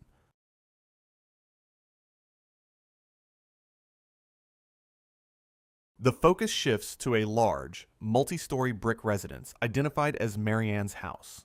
A maid pauses her chores to look out the window with an apprehensive expression. Mr. Gilbert crosses his arms and confidently promises that their reinforcements are arriving. The maid remains skeptical, asking if the man known as Joe is really powerful. Gilbert begins to explain Joe's reputation, just as a loud humming sound approaches. The mechanical drone unexpectedly hovers right in front of the window, startling them both. It carries a specialized communication device strapped firmly to its lightweight frame. A close-up reveals that the machine is transporting Joe's own personal amateur radio. Gilbert gestures toward the flying visitor, while the maid gawks at the impossible technology. Gilbert relays the situation to Marianne's worried family through the drone's radio. The dark night masks the movements of the team as they finalize their communications. Joe receives the report and declares that they will proceed without waiting for dawn. His expression hardens as he considers the weight of the mission ahead. He asks Nak for confirmation over the radio regarding the shared tactical information. Standing by the armored vehicle on a high ridge, Nak acknowledges the change in plans. She signs off with a firm tone, ready to move into the next phase. The team congregates around the Humvee hood to review the scrap of the covert mission. The urgency stems from Marianne's infant child, suffering from a debilitating high fever. A diagram illustrates the new strategy of launching a direct frontal assault on the walls. The girls question if Miranda's healing abilities can save the sick child from afar. Nagase expresses her concern as Joe orders the squad to begin their combat preparation. The imposing stone gates of the city stand as a massive obstacle to their progress. A view of the town reveals the high risk of collateral damage during the coming fight. Nagase and Nak look around in confusion at the lack of immediate enemy activity. Joe slams his hand onto the map to emphasize the brutal reality they face. He reveals the grim truth that the captured villagers are not being treated fairly. The horrific realization of the enemy's cruelty leaves the female soldiers visibly shaken. High atop the battlements, a lone sentry stands watch beside a flickering brazier. The arrogant guards mock the idea of any threat while patrolling the high stone walls. 2 dice land on the table to settle a bet between the occupying soldiers. A mercenary claims a fine dress as his share of the loot, while his companion complains. He admires the quality of the fabric with a sinister and satisfied expression. His partner warns him to stay focused, while they sort through piles of stolen treasure. A high-pitched whistling sound suddenly cuts through the quiet of the night. The guards on the battlements look skyward, trying to identify the strange noise. Streaks of light fall from the heavens, like deadly shooting stars toward the city. A violent explosion rocks the foundations as a watchtower begins to collapse. The massive stone walls crumble under the sheer power of the incoming projectiles. Panicked mercenaries look on in horror as giant chunks of debris rain down upon them. Smoke and fire engulf the ramparts while the defenders cry out in total confusion. The heavy city gates are blasted apart by a series of precise tactical strikes. Joe's armored units roll through the burning ruins to initiate the urban assault. The crew members prepare themselves for intense combat while driving through the breach. The maneuver combat vehicle speeds onto the main street to begin its mission. Belle identifies the correct route and directs the driver toward their target. An arrow whizzes past her head, forcing her to take cover inside the armored hull. Enemy soldiers on the rooftops shout orders to halt the advance of the strange machines. Joe calmly explains that primitive weapons have no chance of breaching their thick armor. The main gun rotates to face the rear as they prepare to crush any further resistance. Mercenary soldiers gather on a high stone bridge overlooking the burning city streets as smoke billows nearby. A mage begins chanting a spell while his comrades express their growing concern over their failing defenses. He holds his glowing staff aloft, channeling a sphere of brilliant magical energy to strike at his foes. Meanwhile, the maneuver combat vehicle speeds past a majestic clock tower while navigating the urban terrain. The mage releases a potent flame bomb that erupts in a flash of light against the armored transport. Unfazed by the magic, the heavy vehicle barrels through the stone archway as command orders a ceasefire. A streak of light tears through the sky, marking the trajectory of a precision tactical strike. The impact shatters a tall stone spire, sending huge fragments of masonry tumbling toward the ground below. Armored units continue their advance through the streets as the sky fills with falling rock and dust. Belle looks up in shock and shouts a frantic warning to Joe about the incoming debris. The vehicle's heavy-duty tires spin and smoke as it maneuvers quickly through the narrow passage. As the spire collapses completely, the armored column maintains its momentum to safeguard the city's inhabitants. Inside a nearby building, a distressed woman holds her infant close while crying in terror. A maid places a comforting hand on the woman's shoulder, pleading for her to take a moment to rest. Gilbert stands nearby with a stern gaze, deeply worried that the mother and child have reached their breaking point. He desperately clutches his modern radio, calling out for Joe amidst the escalating sound of battle. Getting no response after the tower falls, Gilbert steps out onto the balcony with a look of mounting dread. The maid turns to him with a worried face, emphasizing that they need help immediately to survive the night. A crackling transmission suddenly breaks the silence of the radio to announce the arrival of the relief forces. Joe's armored vehicle smashes through a perimeter wall to provide a path to safety for the trapped survivors. Joe pulls up in his armored vehicle and apologizes for the delay to Gilbert on the balcony. Gilbert hurries down to the courtyard while shouting an urgent inquiry about the baby's condition. Marianne steps out of the house, clutching her child, as her maid keeps a supportive hand on her back. The maid freezes in place with a shocked expression as she takes in the sight of the modern machinery. Joe jumps down from the vehicle and calls out to Knack to prepare the cabin for the refugees. He introduces himself to Lady Marianne as the escort sent specifically by her father for her safety. The heavy rear door of the armored transport lowers to provide a secure path inside the steel belly. Frightened but hopeful, the mother follows the maid's urging to move toward the waiting vehicle.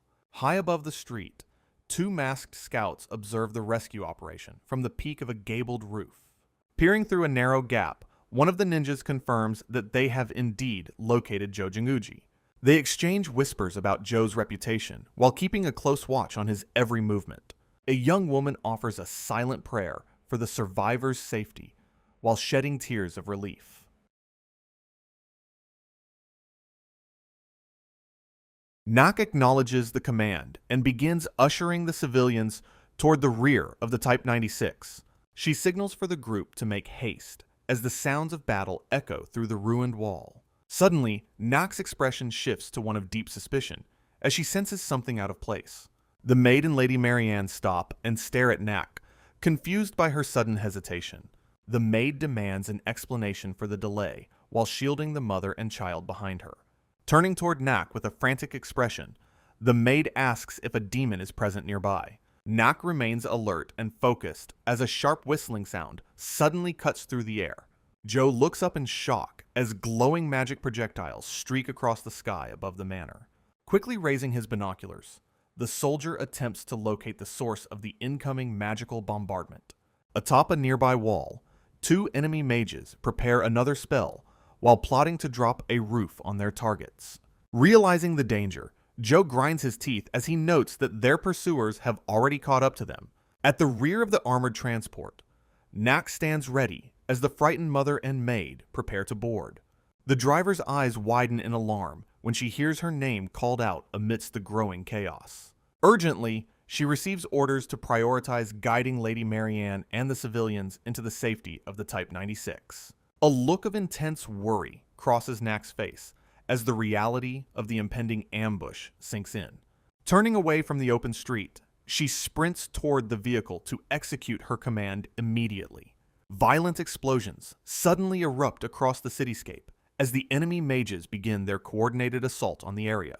The two armored vehicles roar to life and speed down the cobblestone road while dodging magical projectiles. A massive stone spire crumbles from a direct hit just as the modern machines race past the falling debris. Smoke rises from the rooftops behind them as the convoy pushes deeper into the narrow city streets. Joe identifies even more mages positioned on high ground to obstruct their only viable escape route. Inside the cockpit, Nak grips the steering wheel and confirms the order to swerve into a side alley. The refugees inside the cargo hold brace themselves against the steel walls as the vehicle jolts violently. Mercenary forces emerge from every corner and pile rubble into the street to create a series of bottlenecks. Navigating the tight urban maze, the armored duo maintains a steady pace despite the mounting obstacles ahead. Joe notes with concern that the enemy's morale remains high despite the clear difference in military technology. He contacts Gilbert via radio to report the situation, while questioning how the mercenaries are coordinating so effectively. The armored transport speeds past a row of townhouses as Joe questions the mercenaries' chain of command.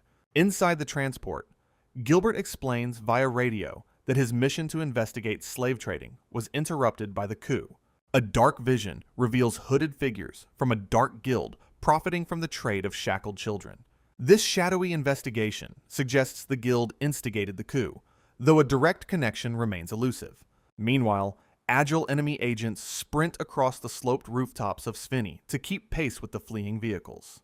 From a high vantage point, the pursuers track the two armored transports as they navigate the stone streets. Lady Marianne and her maid express their outrage that innocent lives are being threatened in a residential area.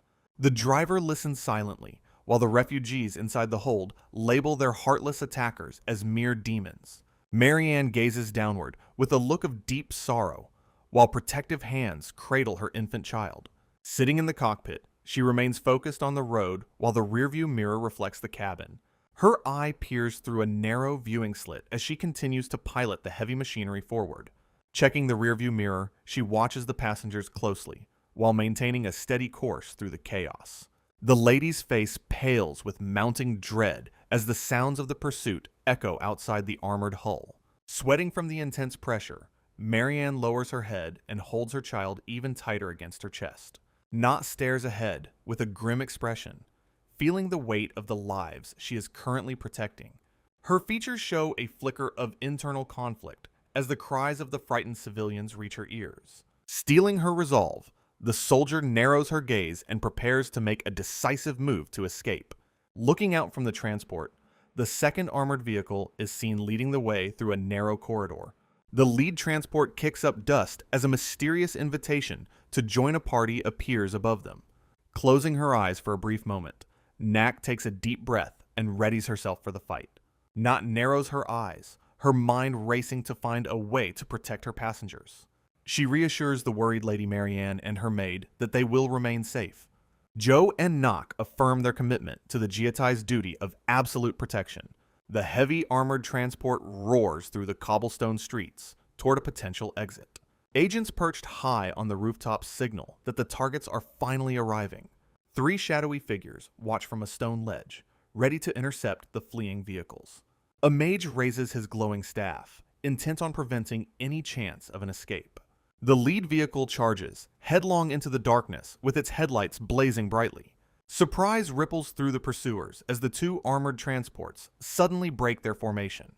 The rooftop agents realize the vehicles are splitting up to confuse their tracking efforts. They focus their attention on the lead machine equipped with the lights and turret. Meanwhile, the second vehicle vanishes into the deep shadows of the unlit side streets. Nak grips the steering wheel tight, confirming she can drive without any headlights. Concentrating deeply, the soldier taps into a hidden power to navigate the dark environment. A demonic glow ignites in her eyes, granting her unnatural vision through the gloom.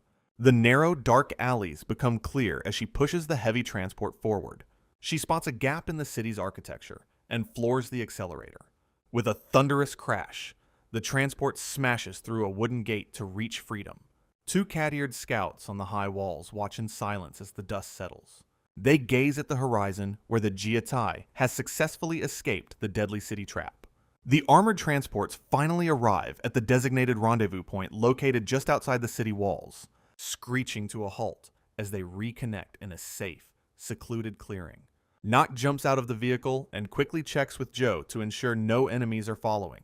She signals to Miranda that it is time to begin the urgent medical treatment for their passengers. The maid expresses her shock and concern about the distance to the nearest hospital in town. Her eyes widen in disbelief as she realizes the soldiers intend to handle the emergency themselves. Inside the hold, a soldier kneels before the mother and child to begin a miraculous healing process. A brilliant light radiates from the soldier's hands as she focuses her energy on the ailing baby. The maid watches in awe as she feels the overwhelming power of the recovery magic being used. The infant struggles briefly, showing signs of the intense fever gripping its small body. Slowly, the child's breathing steadies and its face relaxes into a peaceful, deep slumber. The magic user looks up with a gentle, triumphant smile. Knowing the immediate danger has passed, she takes a moment to breathe, her expression filled with a quiet sense of accomplishment. Softly whispering her gratitude for the successful outcome of the difficult healing spell, the mother beams with joy while holding her now healthy child close to the kind-hearted soldier. Tears of relief well up in the mother's eyes as she offers a heartfelt thank you.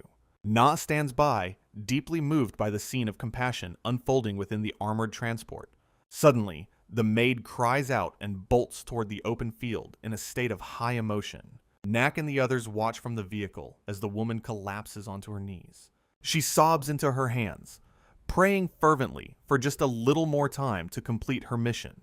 The maid's skin cracks to reveal a gray, horned form as she realizes the recovery magic reached her. Not stares in absolute shock as the woman's true, monstrous identity manifests before her very eyes.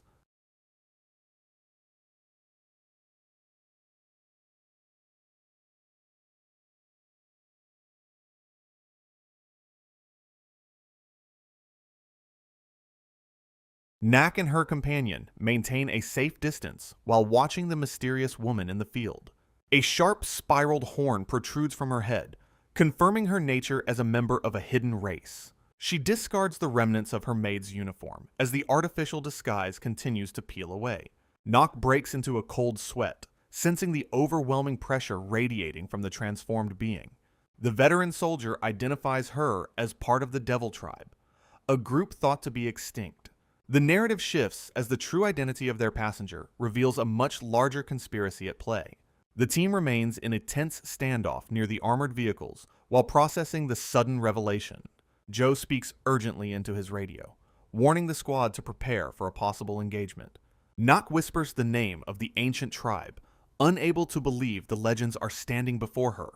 Memories of the old wars resurface, contradicting the belief that the devils had all died out. The creature touches her flaking face, confirming that her kind has indeed survived in the shadows. The seasoned warrior steps forward and orders Nock to stay back for her own safety. He instructs the others to retreat toward the safety of the iron carriage if the situation escalates. A look of grim determination hardens the veteran's expression as he readies himself for a fight. Discarded pieces of human-like skin lie scattered on the ground, showing the gruesome nature of the disguise. A hooded figure with massive horns smiles wickedly while claiming that the Dark Guild is run by them.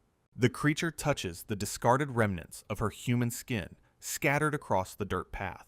She stretches her neck and shoulders, admitting her difficulty in maintaining a convincing human disguise. The devil casually begins to consume a piece of flesh, while mocking the purpose of humanity. A nearby woman watches the grisly display with an expression of pure and unadulterated terror. The monster grips a pale fragment in her clawed hand as she continues her chilling monologue. Gilbert demands to know at what point she infiltrated their group and replaced their companion. She reaches up to remove the final pieces of her tattered maid uniform and headpiece. The transformed being points a sharp finger directly at the veteran, singling him out. A memory surfaces of Gilbert releasing a messenger pigeon from a high balcony to seek reinforcements. High above on a stone tower, a winged beast watches the pigeon fly into the distance. She explains that she observed Gilbert releasing the bird, which tipped her off to their plan. The disguised devil expresses her growing interest in the mysterious soldier known as Jo Jinguji. Returning to the present, she claims her primary goal was to meet and converse with him. She displays her monstrous mouth and long tongue, admitting that hunger also drove her actions. The devil playfully removes her headband and thanks the veteran for his unwitting assistance. Gilbert tells Knack to keep her guard up and ignore the creature's taunting words. The tall demoness stands defiantly in the middle of the road before the military vehicles. Joe exits the armored carrier and points his handgun at the horned woman. He maintains a steady aim while demanding to know her true intentions for seeking him. The devil smiles through her feast, looking forward to her conversation with the legendary commander. The demon lists the advanced military tools Joe possesses as evidence of his otherworldly origins. Joe focuses his sight on the creature through the iron sights of his handgun. He wonders if the devils possess knowledge regarding the nature of reincarnated individuals. The monster chews casually, while claiming that his reincarnation serves a much darker purpose. She describes the goddess bestowing powers to compensate for her previous mistakes. Extending a sharp-clawed hand, the devil invites Joe to join their side. Joe reflects on the inherent right of those who have lost everything to take it back. He remains stoic and silent, refusing to lower his weapon despite the offer. Nott watches from the sidelines, her face filled with concern for her commander. With a fierce expression, Joe asks if the devil has finished her manipulative speech. He shouts a firm refusal while standing his ground against the towering demoness. The creature stops eating for a moment, surprised by the soldier's unwavering defiance. She stretches a piece of flesh from her mouth and asks for his reasoning. Joe thinks of a smiling woman, acknowledging the life he can never reclaim. Memories of other determined allies flash through his mind as he considers his path. He remembers the innocent families of this world that he has sworn to protect. Knack remains frozen in place as she listens to the intensity of Joe's words. She observes the commander's profile, noting the heavy burden he carries on his shoulders. Joe reaffirms his choice with a steady hand and a glare full of hatred. The devil resumes eating her grisly meal while staring back at her defiant opponent. Smirking through her meal, the devil girl expresses her disappointment at Joe's stubborn refusal to cooperate.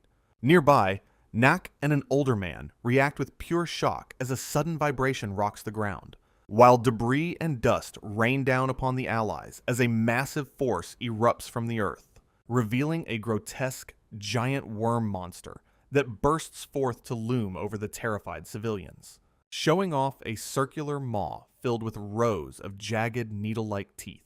As a woman holding her infant stares up in paralyzed horror at the emerging beast, the devil girl stands triumphantly amidst the chaos, announcing that Joe's story has reached its end. Before dark, leathery wings suddenly unfurl from her back to cast an ominous shadow. Then taking to the air, the winged demoness watches as the worm monster snatches the swaddled infant, keeping the baby trapped within its toothy grip just inches from certain death. While the desperate mother reaches out for her child as the monster pulls away into the air, Joe keeps his weapon leveled, his face sweating under the immense pressure of the hostage situation, as the devil warns him that any movement or counterattack will cost the baby its life. While the infant wails in terror as the monster's teeth graze the soft fabric of its blanket, causing Marianne to collapse in tears, her face contorted with the agonizing sight of her stolen child, as the devil girl flaunts her cruelty by preparing to share in a grisly feast, until a sudden barrage of precise gunfire erupts, severing the worm's head and striking the demoness, whose arrogance turns to shock as one of her horns is shattered by a high-velocity projectile, sending the baby flying into the open air as the monster's head is completely blown away, and Knack reacts with incredible speed. lunging into the sky to catch the child before it falls. Joe stands in wide-eyed shock as the violent encounter takes an unexpected turn, while his hands reach out instinctively toward the mid-air rescue unfolding before him. Meanwhile, Nox slides across the dirt after successfully catching the infant in her arms. She pants heavily, her face covered in sweat as she clutches the child protectively. The massive worm monster collapses in a heap behind Joe as he maintains his aim.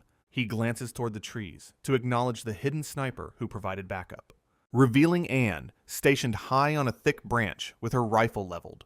She lets out a deep sigh of relief and begins to lower her weapon. Recalling how Joe had asked her to provide overwatch before the operation began, Anne had pointed to the canopy, confident that her hunting experience would be vital. Back in the clearing, Joe keeps his pistol trained on the fallen devil girl, who sticks her long tongue out in a final, grotesque act of mockery. The defeated demoness glares up from the ground with a single remaining horn. She admits with a sadistic grin that she truly intended to eat the baby, causing Nak to stare back in pure horror while holding the infant close. Suddenly, the devil girl's physical form begins to liquefy into a dark sludge. Joe watches with a grim expression as the enemy starts to melt away. A black, viscous liquid seeps into the ground to stain the surrounding earth. Joe covers his nose as a noxious gas begins to rise from the remains, and Nak calls out to him from the distance while standing guard over the child. Nak yells for the squad to keep their distance and hold their breath. The demoness's skeleton begins releasing a potent curse upon her death. Dark ichor seeps from the skull to corrupt the surrounding soil. Nak urgently orders Miranda to neutralize the rot with recovery magic. Joe pulls his mask up as the air becomes thick with poison.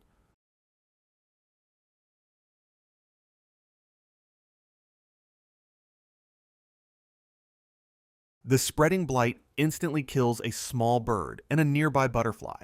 Black vapors rise from the ground as the contamination expands rapidly. Not looks back with wide eyes, demanding more power from Miranda. The exhausted mage gasps that she cannot contain the curse much longer. The demon's remains continue to putrefy as the magical barrier weakens. Joe realizes the entire group will be wiped out if they fail. They contemplate using explosives, though Joe fears that will only spread the rot. He desperately searches his mind for something useful within his infinite storage. His eyes widen as he focuses on his internal inventory. Joe commands Miranda to stand back as he steps toward the corruption. The rest of the squad watches in confusion, questioning his sudden plan. He shouts with determination as he prepares to invoke his storage power. Joe holds his breath and puffs out his cheeks for his next action. Joe extends his gloved hand toward the demon's corrupt skull. Bright light pulses from his palm as he attempts to store the rot. His teammates shout in shock at the risky display of power. Perspiration beads on his forehead while he holds his breath against the toxin. Energy orbs manifest around his fingers as the storage process initiates. The cursed skeleton begins to dematerialize into glowing magical particles. A blinding radiance consumes the remains while the storage magic takes hold. Joe keeps his hand steady until the foul contamination is completely gone. He stares at the empty spot with a look of pure focus. Letting out an explosive breath, he realizes his desperate gamble actually worked. Memories of a quiet morning at a village house come rushing back. Ms. Bell, the bunny-eared maid, approaches him with a polite request. She points toward the laundry area where strange noises are heard. Joe turns to listen as she explains the pest problem in the house. A trapped rodent squeals loudly from within a small wooden cage. The maid admits she cannot bring herself to kill the creature. Joe ponders the ethical dilemma of dealing with the captured pest. Carrying the cage through the city to the forest seems too troublesome. He wonders if his infinite storage can safely hold living creatures. Joe reaches toward the cage to see if the rat can be stored. The rat squeaks in alarm as Joe reaches out to attempt his storage magic. He maintains an intense focus while preparing to test the limits of his ability. The small creature looks up at the approaching hand with wide and curious eyes. Suddenly, the rat scrambles away into the open as the cage vanishes into storage. A startled scream rings out from the village house during the failed experiment. Joe holds the captured pest by its tail while contemplating the storage of living things. Returning to the present, he successfully stores the cursed bones of the fallen demon. His commander laughs heartily and pats his helmet to celebrate their hard-won success. Ms. Bell runs across the field in full military gear to deliver urgent news. She breathlessly reports that a communication from the Allied forces has just arrived. The towering golem stands motionless as a message transmits through the radio system. A teammate reacts with visible shock to the voice coming through the handheld device. Joe turns his attention toward Ms. Bell as she relays the incoming transmission. A frantic man yells through the static about a group leaving the city. Marianne appears with her infant and asks desperately about her father on the golem. The golem pilot struggles to comprehend the chaotic shouting from the radio link. Holding her child close, Marianne tearfully confirms that everyone in her group is safe. The sound of the baby's loud crying echoes clearly across the communication channel. The man on the other end of the radio weeps with overwhelming relief. The squad successfully completes their scouting mission and prepares to meet arriving backup. Locke's golem approaches the military vehicle as the team prepares to link up with Allied forces. Joe listens intently to radio reports regarding the gathering of reincarnated individuals for upcoming night shifts. A young demon girl ponders the possibility of other reincarnated people serving the Demon Lord's army. Contemplating his own situation, Joe wonders if he also received an invitation from the enemy. Suddenly, a woman screams for the vehicle to come to an immediate halt. The massive tires screech against the dirt as the heavy transport grinds to a stop. A large group of refugees stands in awe before the towering military machine. Medic personnel work quickly to bandage the head of a wounded survivor among the crowd. A strong soldier distributes warm soup to the hungry people from a large cooking pot. Weary travelers line up beside the parked vehicle while expressing their sorrow over recent events. A surprised man and woman holding an infant look up upon being recognized by the group. Two older refugees rush forward with expressions of pure relief to greet their surviving friends. Marianne stands among her acquaintances to recount the story of their rescue from the coup. The atmosphere turns somber as they discuss the occupation of Tars by the Demon King's army. An undead skeletal knight gallops through a ruined city on its ghostly steed. Joe and his companion listen as the refugees inquire about the safety of the princess. Holding onto an adult's hand, a young girl asks if her sister Elizabeth is okay. The crowd grows increasingly frantic while demanding news about the Grand Duke and the castle. An elder man shouts with regret about his decision to flee instead of staying behind to fight. Several men sit in despair while mourning the tragic fate of the beloved Bunker family. The massive Bunker Castle stands as a symbol of the territory currently held by the Grand Duke's forces. As a leader declares that Joe's Jietai party will spearhead the mission to rescue the high-ranking noble, inciting a wave of whispers among the crowd about the arrival of the warrior known as Exploding Joe, while a man nearby presses a woman holding an infant to confirm the truth of these rumors. The young lady trembles with a bead of sweat on her face as the pressure of the moment mounts. Suddenly, the entire gathering erupts into a deafening roar of excitement and pleading shouts. Desperate refugees clasp their hands in prayer while begging the soldiers to reclaim their city from the enemy, crying out that they are completely unable to defend themselves against the invaders. Joe and his bunny-eared ally look on with wide eyes as the intensity of the crowd surges. The rabbit-eared soldier stares in shock at the raw desperation being directed toward them. Amidst the noise, a small girl with pigtails stands alone, looking particularly worried and frail. Noticing the child, the bunny-eared girl leans in to reassure her of the princess's safety and Spinny. She flashes a bright smile while explaining that Lady Elizabeth is actually a very dear friend. The little girl looks up with an expression of pure wonder at this surprising revelation. Turning back to her leader, the soldier asks Joe to back up her promise of protection. Joe maintains a stoic expression as he finds himself the center of the child's undivided attention. The young refugee searches his face with a look of deep vulnerability and silent hope. Responding with a confident grin, the soldier gives a firm thumbs up to put her mind at ease. The child continues to gaze at him in awe of his calm and heroic demeanor. Eventually, she leans over to whisper something private into the ear of the bunny-eared soldier. The bunny-eared girl enthusiastically confirms the child's question with a bright smile. Suddenly, Joe hears his name being called and turns his attention toward his companion. The female soldier leans in close, while requesting that he lend her his ear for a moment. She begins to whisper a secret message directly into the warrior's ear as he listens intently. The girl playfully reveals that he reminds everyone of a legendary hero from children's fairy tales. Nearby, the young refugee child watches the interaction with an expression of quiet curiosity. Joe's ally continues her hushed explanation while maintaining her cheerful and energetic demeanor. Feeling a bit embarrassed by the praise the soldier bashfully denies being anything as great as a hero, he takes a moment to adjust his helmet while settling into a more serious and focused state. High above the battlefield, the sky stretches out, filled with heavy clouds as the sun begins to set.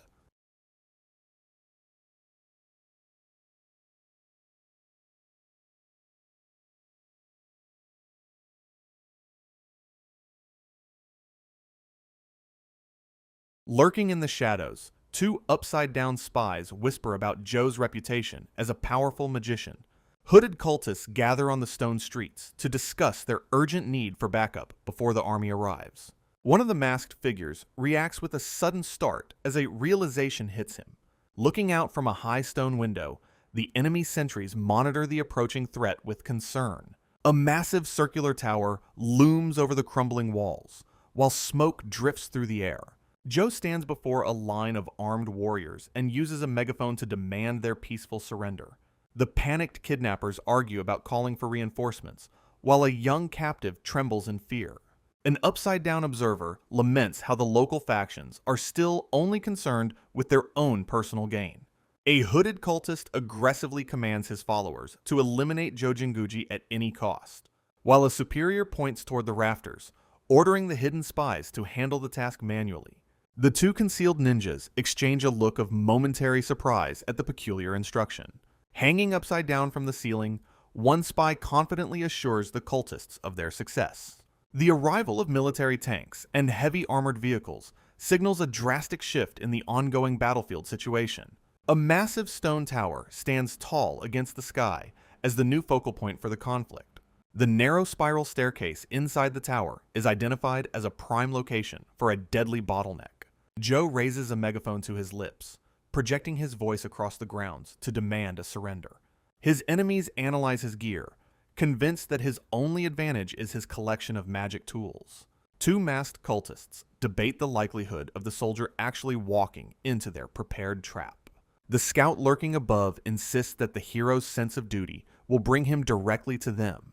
A line of injured civilians from TARS trudges past, highlighting the human cost of the war.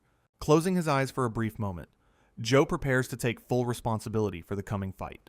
He stands near a large tree, while shadowy figures watch his every move from the high branches. A horned skull serves as a grim reminder of why he cannot allow any more innocent blood to be shed. The hidden observers continue to track the warrior, noting his tendency to put himself in harm's way for others. A close-up of Joe's face reveals a gaze filled with unwavering focus and military precision.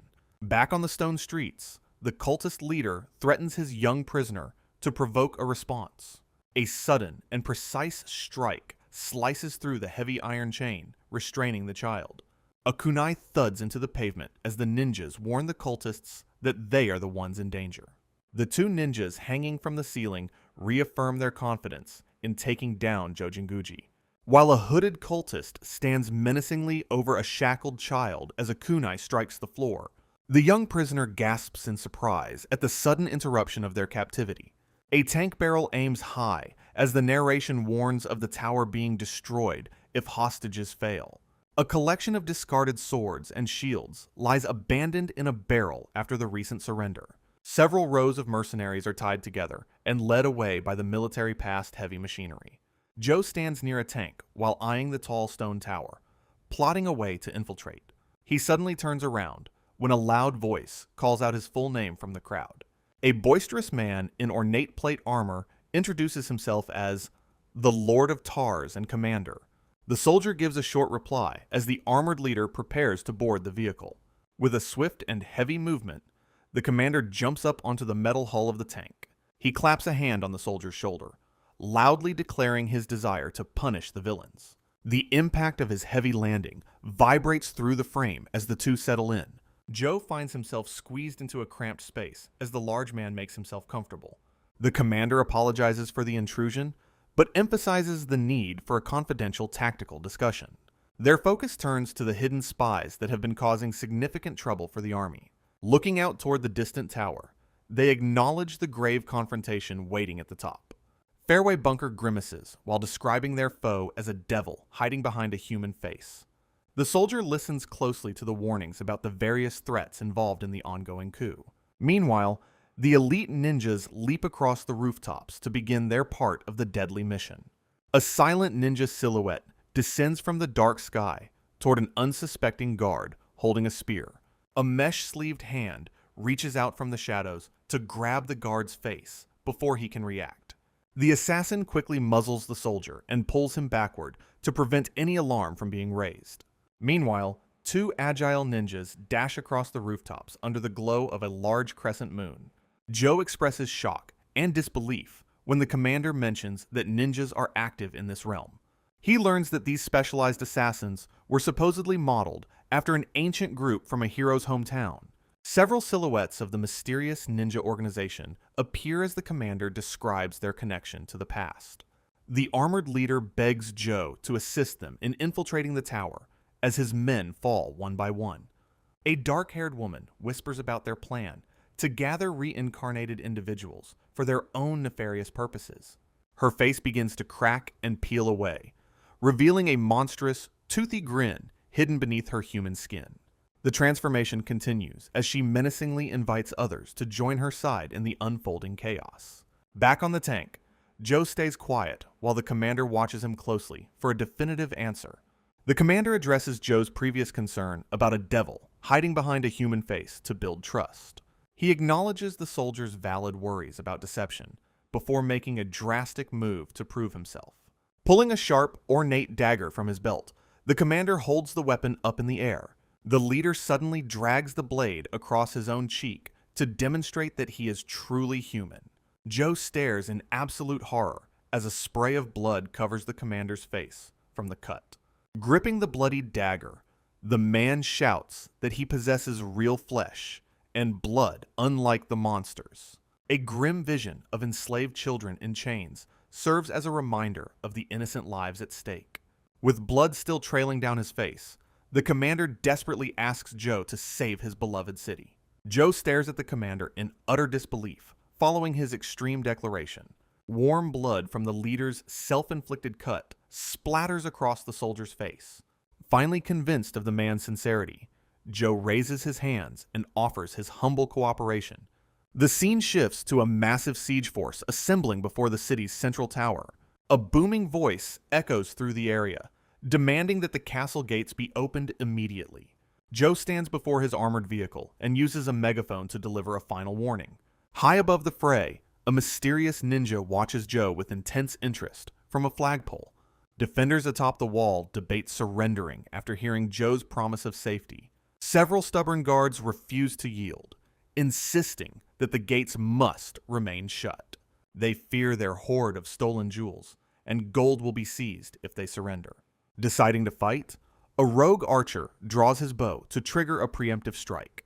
A single arrow whistles through the air, heading straight for the tank station below. The primitive weapon bounces harmlessly off the thick armor plating with a sharp metallic clink. Retaliating instantly, the tank's main gun roars as it fires a powerful explosive shell. The projectile screams toward the fortification, while the terrified archers scramble for cover.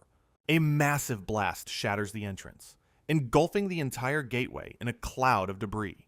The observing ninja narrowly avoids falling rocks as the force of the explosion rocks the tower.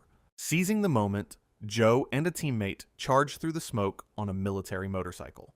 Squinting through his goggles, the soldier prepares to execute a high-speed blitzkrieg into the heart of the tower. Panicking defenders attempt to reinforce their position with magic circles as the assault begins. Nakasan confirms the orders and prepares to move out as the mission intensifies.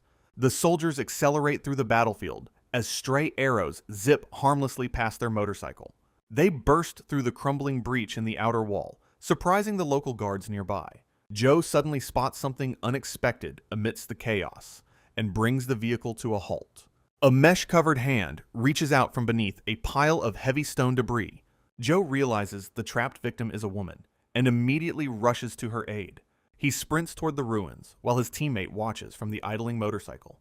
His partner screams a desperate warning for him to remain under the protective magic field. Ignoring the danger, Joe kneels beside the rubble and urges the victim to stay conscious. A young elf girl dressed in dark ninja attire groans softly as she begins to stir. Joe carefully lifts the unconscious girl, noting the contrast between her warrior outfit and youthful face. More projectiles whistle through the air as Joe carries his burden away from the debris. High atop the battlements, a relentless archer takes aim once more at the exposed soldier. Joe's teammate looks back with a shocked expression as the enemy fire intensifies. The hostile archer reaches back for another arrow to finish the job. A sudden blast erupts against the tower wall, throwing the sniper off balance. Joe's partner crouches low and grips her submachine gun, ready to provide suppressive fire. She shouts for everyone to move quickly before the enemy can regroup. Miranda sprints past the armored vehicle while shouting for everyone to move quickly. A single drop of blood falls onto the stone pavement with a heavy splash. Joe continues to cradle the unconscious elf girl despite the arrows protruding from his own back.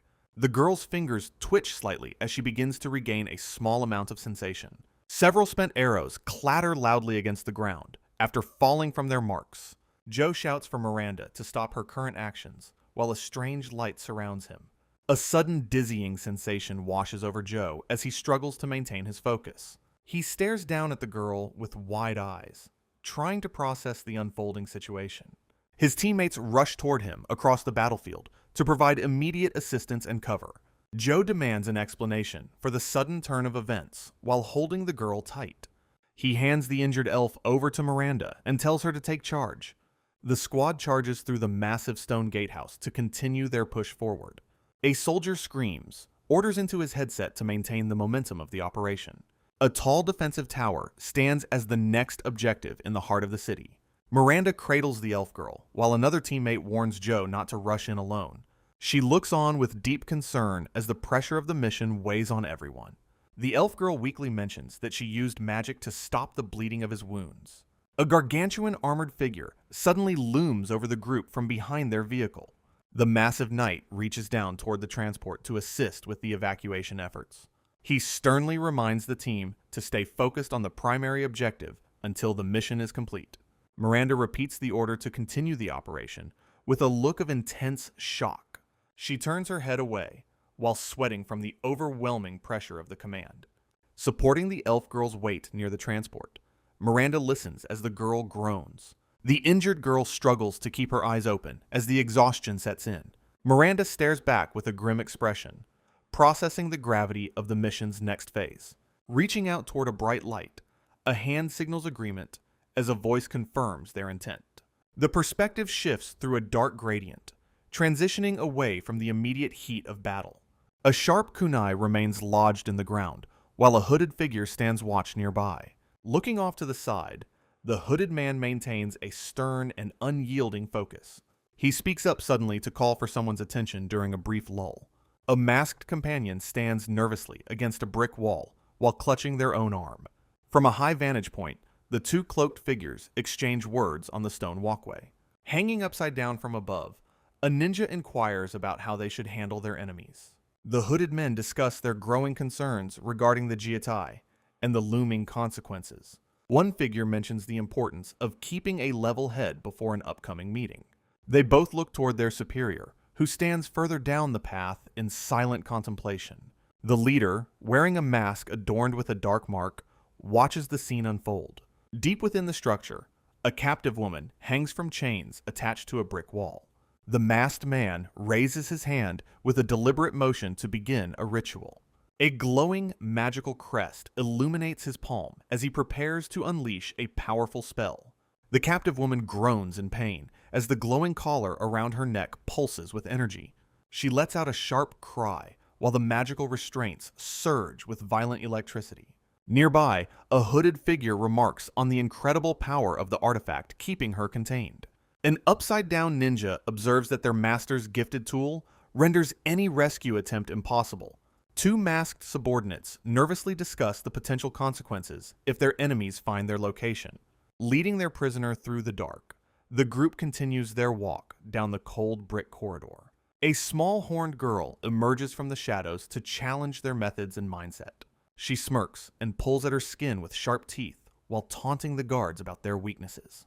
The captors stop to listen as she explains the strategic importance of keeping their hostage alive. The captive woman hangs her head low in silence while being dragged along by her chains. Her eyes become dull and unfocused as the exhaustion from the magical torture takes its toll. The demonic girl continues her unsettling behavior while watching the prisoner's condition closely. Suddenly, the woman's eyes snap wide open in a moment of pure shock and terror. A deafening scream erupts from her lungs as she begins to fight against her bonds. Caught off guard by her sudden lucidity, the masked man struggles to hold onto the metal chain. He frantically pulls back on the shackles to suppress her sudden burst of resistance.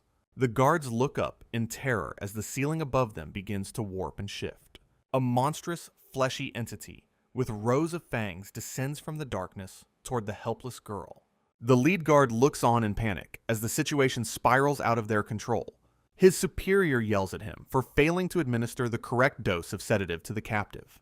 The monstrous entity apologizes for the delay while clutching the chained prisoner firmly. A hooded man nonchalantly walks away and leaves the guards to handle the remaining tasks. The masked subordinate clicks his tongue in annoyance at his superior's dismissive attitude. His eyes suddenly widen in pure shock as something unexpected catches his attention. He frantically pulls on the heavy chains while the demonic girl watches the struggle.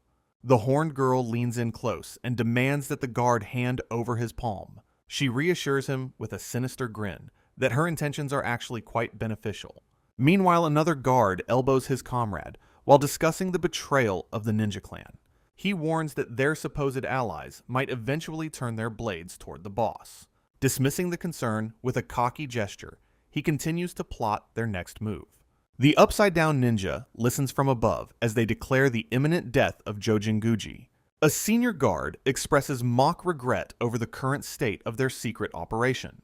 They look down upon a line of dejected prisoners and decide to liquidate their inventory. The masked men contemplate using the ninjas to maximize their profits from the captives. A heavy combat boot suddenly smashes into the side of a guard's masked face. A soldier in full camouflage gear leaps through the air to deliver a powerful strike. The remaining guards stand, frozen in terror, as their ranks are instantly breached. The force of a second kick sends another captor's head snapping violently backward. Spinning through the air, the mysterious warrior strikes down a third panicked guard. From his perch on the ceiling, the silent ninja watches as chaos finally erupts. The masked guard screams in pure terror as his defenses are shattered, while the hidden ninja continues to observe the unfolding chaos from above. The modern soldiers efficiently pin their enemies to the cold stone floor. A defeated captor stammers in disbelief at Jojinguji's sudden arrival. The winding stone staircase behind them remains empty after the rapid ascent. Joe boastfully declares that climbing such height is effortless for his personnel. Shino proudly adds that her training under Joe allows her to keep up. The panicked guard demands to know how they managed to best the ninjas. He desperately points toward his captive, while insisting she is no threat. A young girl leans in close and begs the commander for help. Joe's expression hardens into a mask of grim determination at her plea. Sweat beads on the guard's brow as the situation spirals out of control. The fox girl hangs limply from heavy chains bound to her wrists. Shino stares in shock at the cruel treatment of the supernatural prisoner.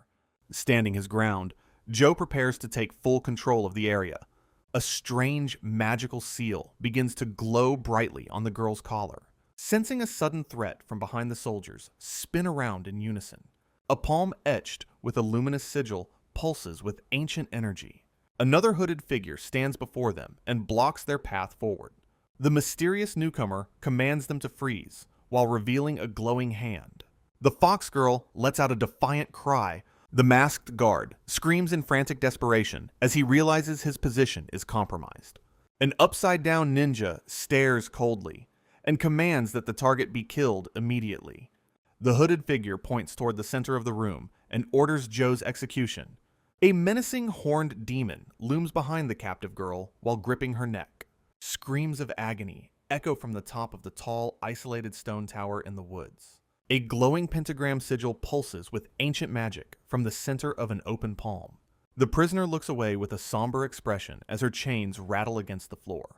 Her gaze suddenly sharpens with a flash of renewed hope and quiet determination. The panicked captor paces back and forth while the girl remains suspended in chains. He gasps for air and clutches his chest while the weight of the situation sinks in. Two ninjas clinging to the ceiling look down with glowing eyes at the unfolding scene. The girl listens silently while her captors demand to know everything about the commander. The hidden scouts remain perfectly still and focused while watching from their high vantage point. Word spreads quickly that the modern soldiers are already making their way toward the tower.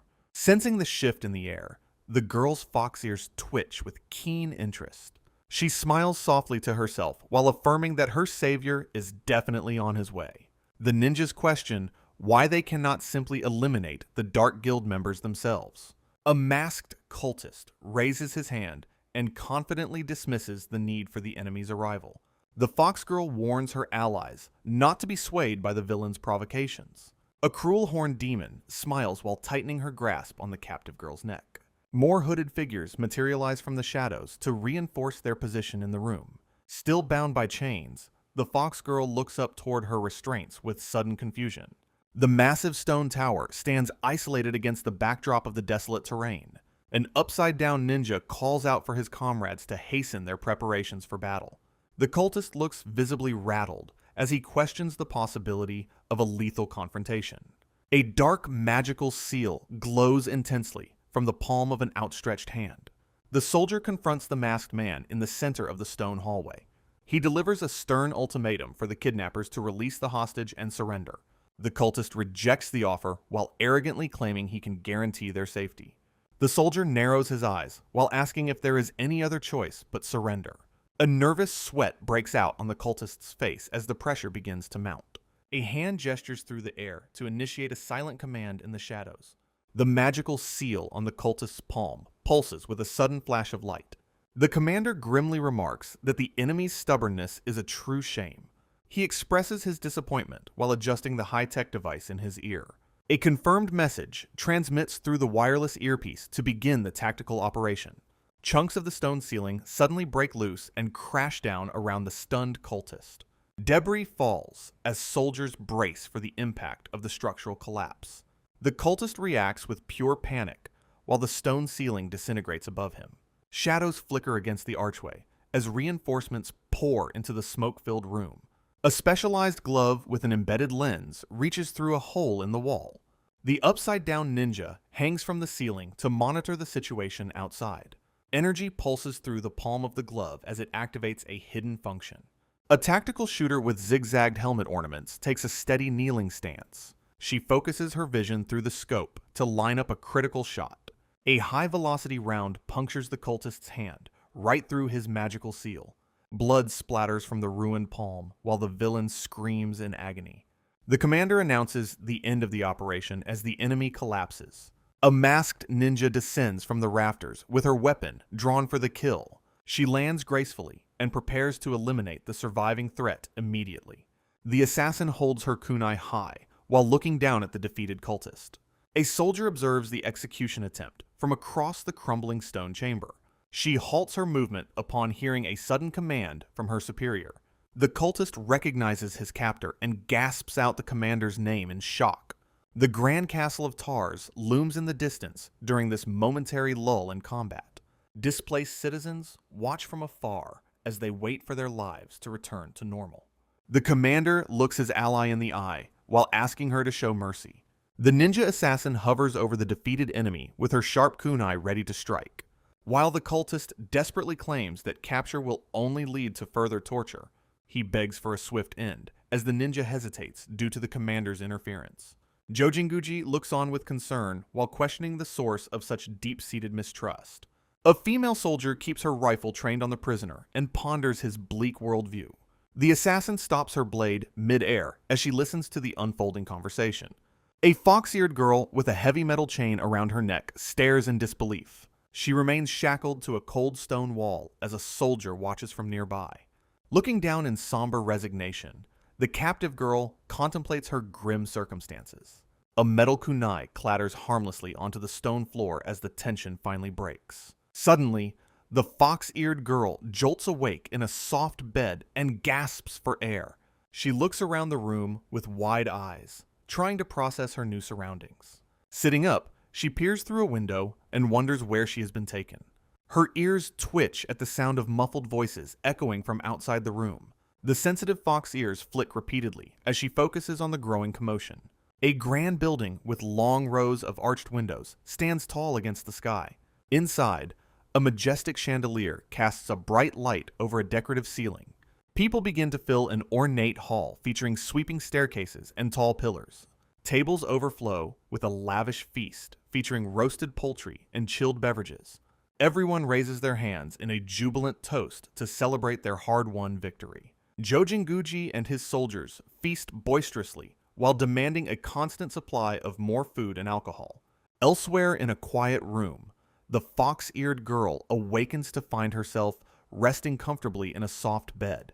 Her ninja subordinates suddenly enter the room, carrying a silver food tray while dressed in frilly maid outfits. The ninjas rush toward their leader with emotional cries of relief as she looks on in total bewilderment. She stares in disbelief at her fierce warriors, struggling to comprehend why they have adopted such strange attire. An awkward silence follows as the ninjas blush and explain that their new clothing was part of a plan. A startling revelation confirms that Commander Joe Jinguji suggested the maid costumes as a necessary tactical cover story. Sakura reacts with pure horror and disgust, immediately questioning the commander's personal character and motivations. Meanwhile, in the dining hall, Joe Jinguji discusses a political arrangement with the Grand Duke over a large meal. They agree that the ninjas must be introduced as liberated hostages to prevent public unrest within the city. Back in the medical wing, a steaming bowl of light soup is served to help the girl recover. Her subordinates explain that the nourishing meal was chosen specifically for its digestibility and health benefits. Offering a warm and gentle smile, the leader expresses her deep gratitude to her loyal friends for their service. She then instructs them to arrange a private meeting with Joe Jinguji later to discuss their next steps. In a nearby gallery, Joe Jinguji firmly rejects a massive pile of treasures offered to him as a reward. The Duke tries to convince him to take the riches as a proper expression of the city's gratitude. Hearing this, Anne cries out in shock as her commander explains they will be compensated elsewhere. She grabs his shirt and frantically yells about wanting to be rich without dealing with guild taxes. Joe Jinguji remains entirely unmoved by her outburst, maintaining a neutral expression as he considers his next move. He eventually turns his back on the group and walks silently down the long, portrait-lined corridor. Jinguji pauses at the corridor door and asks if he can take one specific reward. The Grand Duke readily agrees while his butler looks on with a sense of hesitation. Attention turns toward a collection of ceremonial family heirloom blades mounted on the wall. The Duke looks back at Jinguji and insists that he truly deserves the gift. He explains that the item was left behind. Shortly after, in the medical room, a steaming cup of tea is prepared and served. The fox-eared leader sits up to drink, while Jinguji remains seated by her side. She finds the hot beverage incredibly soothing and smiles as her strength begins to return. The atmosphere shifts when she suddenly asks Jinguji if he recognizes the name Curtis. The full name Curtis O'Brien is revealed as a significant link to another summoned soul, Jinguji, and the ninja attendants freeze in stunned silence at the mention of this person. The narrative then transitions toward the cold and unforgiving brick walls of the city dungeon. Two captives shout out in desperation, claiming they have absolutely no information to share. They continue their loud protests of ignorance while being held for further questioning. Frustrated guards watch the prisoners from the hallway, realizing they won't talk easily. Jinguji arrives at the cell block and hears that the interrogation has reached a stalemate. He stares through the bars with a cold expression, weighing the gravity of their silence. A shackled man in striped clothing is eventually led away into the depths of the prison. Two young men stand together, one looking down with a deeply somber and reflective expression. Sitting across from a soldier in the interrogation room, the prisoner waits in silence. Leaning forward with clasped hands, the soldier listens carefully to the captive's personal account. The prisoner stares at the table while recounting the details of his past struggles. A focused shot captures his gaze as he speaks of a mysterious healer who saved him. Continuing his narrative, he looks up with eyes that reflect a heavy emotional burden. Attention shifts to a close-up of a hand being gently treated for a puncture wound. In a flashback, a girl wearing camouflage clothes uses her powers to heal the injured captive. The prisoner's face shows total shock as he remembers the miraculous recovery in the dungeon. Light glows from the girl's hands as she continues to mend the prisoner's broken body. Focusing intently on her task, the young healer maintains a calm and determined expression. When the soldier asks for a name, the prisoner identifies the girl as Miranda. He further explains that she was among the many slaves collected by the enemy. Looking down with a sense of regret, he confirms her status as a forced captive. Elsewhere, the fox-eared leader pauses to take a slow sip from her teacup. She reveals that Curtis and the legendary Kojiro were once close military comrades. A flashback reveals Kojiro, the man who originally organized the ninja intelligence unit. After Kojiro's passing, leadership of the ninjas was entrusted to Curtis by his grandmother.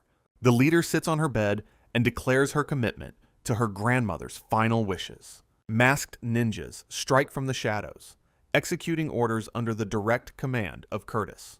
Everyday citizens stroll through the bustling town square while watchful eyes look for signs of brewing unrest. Families browse fresh produce at the local market to maintain a sense of fragile normalcy. Standing atop a high roof, Sakura surveys the city alongside her hidden ninja unit. Yet the peaceful atmosphere begins to shift as dark undercurrents rise during recent years. Cloaked figures holding lanterns congregate outside the stone fortress to carry out a sinister agenda.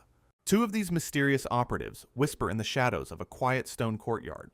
One figure stops suddenly with a look of visible alarm across their face. Hanging silently from above, Sakura observes the suspicious gathering with wide, alert eyes. Later, a steaming dark liquid is poured carefully into a white ceramic cup. Sakura enters a private office through the main door to speak with Curtis. He gestures for her to take a seat while offering to share a drink. Declining the refreshment, she prepares to address the pressing matters at hand. The mug sits untouched on the table as the atmosphere in the room grows heavy. Curtis lowers his head and admits that various rumors are circulating without any hard evidence. A shadow falls over Sakura's face as she processes the weight of his words. He questions if her solitary visit implies a deep level of personal trust in him. Looking down with conviction, she swears her loyalty in the same manner as her predecessor. His face remains obscured in shadow as he issues a stern warning about her safety. Suddenly, a terrifying horned demon looms behind her with a predatory and malicious grin. Narrowing her gaze, Sakura reflects on the truth behind the warnings she received. Sakura sits demurely while Joe contemplates the surprising reality of the ninja unit. Outside, the remnants of shattered buildings stand against a cloudy sky. A massive mechanical grabber begins the arduous task of clearing heavy debris. Excited children dash toward the construction site to catch a glimpse of the machinery. Joe handles the controls of the excavator with intense focus and a sense of déjà vu. He recalls the boisterous public declaration, where he was hailed as a returning hero. Local kids watch in awe as he uses his unique skills to rebuild their town. Despite his effectiveness, the weight of the hero title leaves him feeling visibly embarrassed. His gaze hardens as he considers the complex legacy he has inherited. The memory of Curtis, a fellow reincarnated comrade, lingers in his mind. Damage from the recent conflict remains visible across the humble village rooftops. A local man calls out loudly to coordinate the delivery of essential supplies. He points toward the town square while urgently requesting assistance from the onlookers. Confusing reports of sudden progress lead to a heated exchange between the workers. To their utter shock, a line of tents has already been perfectly arranged. A cook stands ready by a steaming pot as the hungry crowd gathers.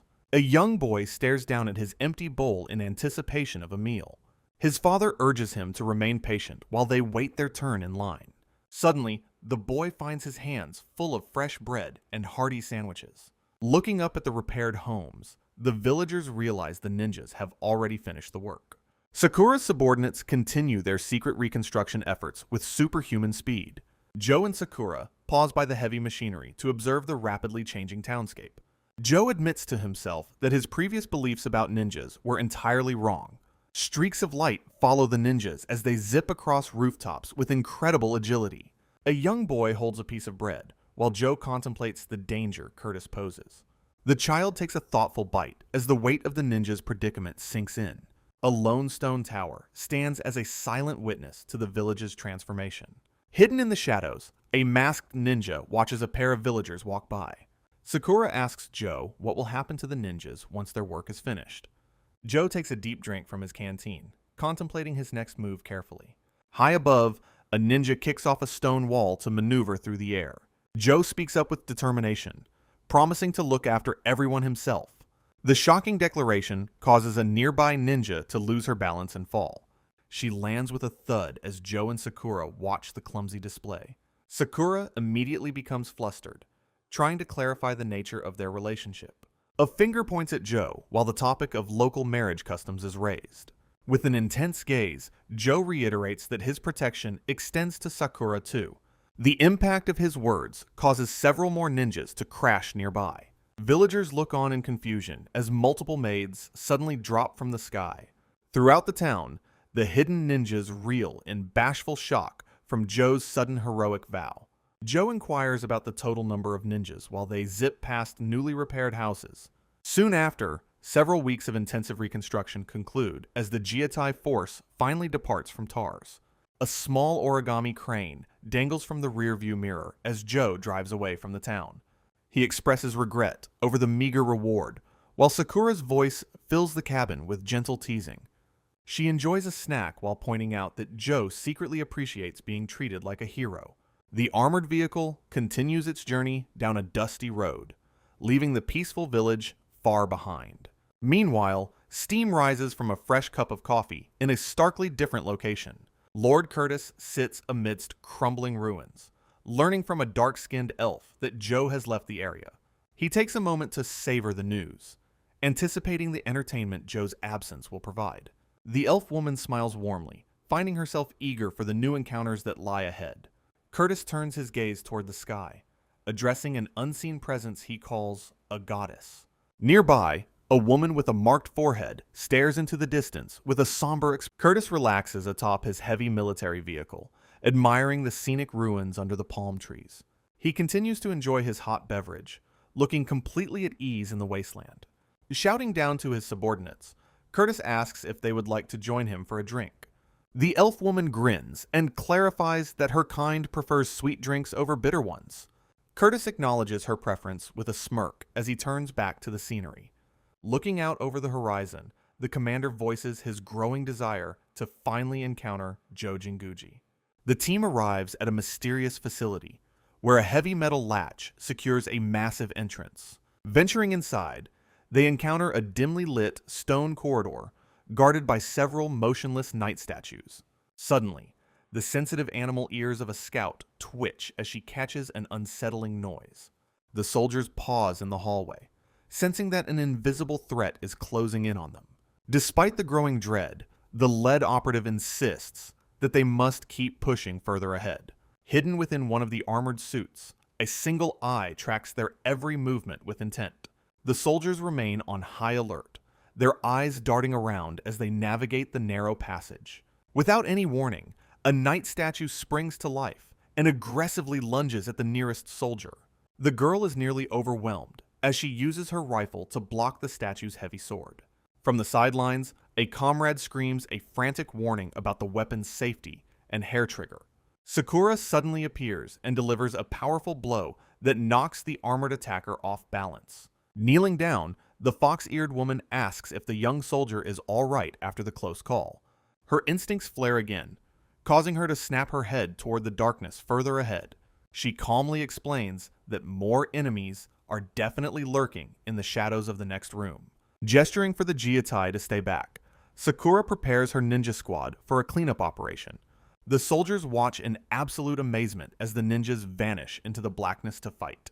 A chaotic brawl ensues as the maid-clothed warriors easily overpower a group of hooded figures.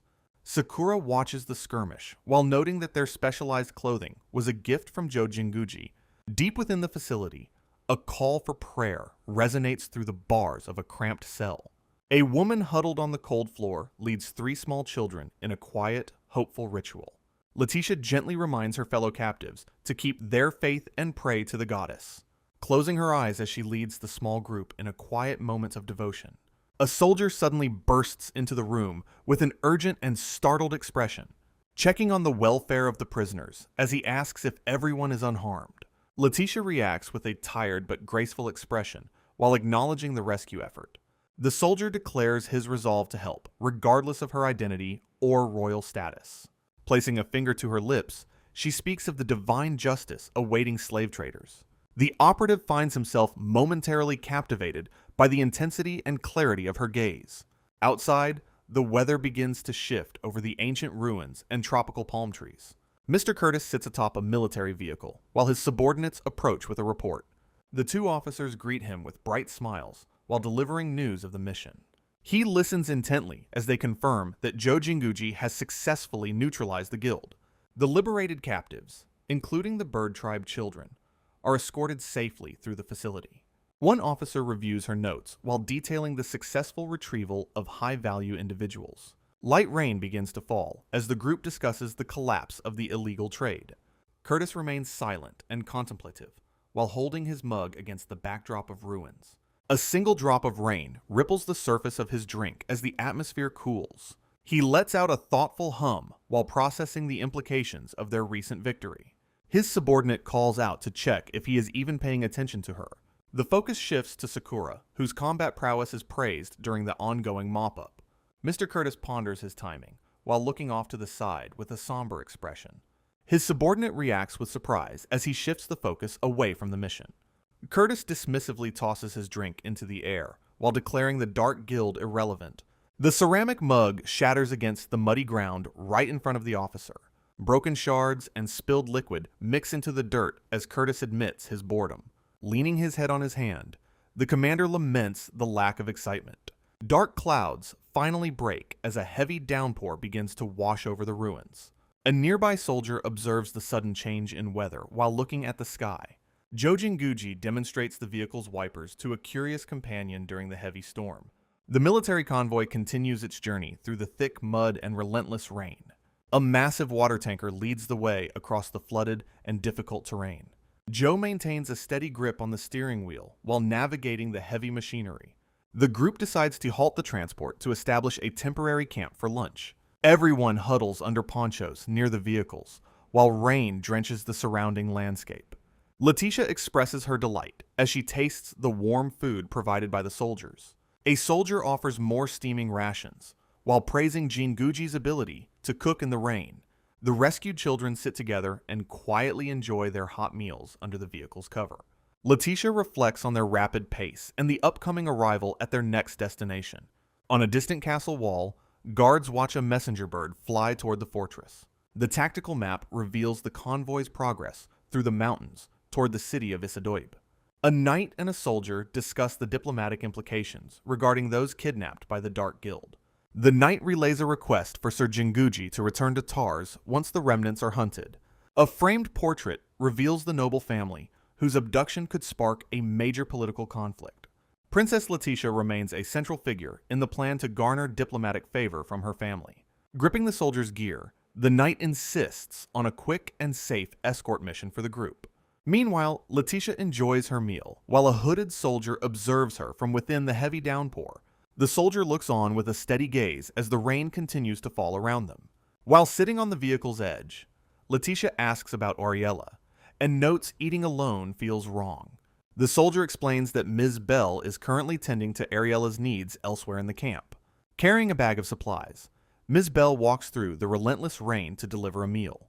Heavy raindrops create constant ripples on the surface of a large, open water container. Suddenly, a stream of bubbles rises from the depths as something moves beneath the water.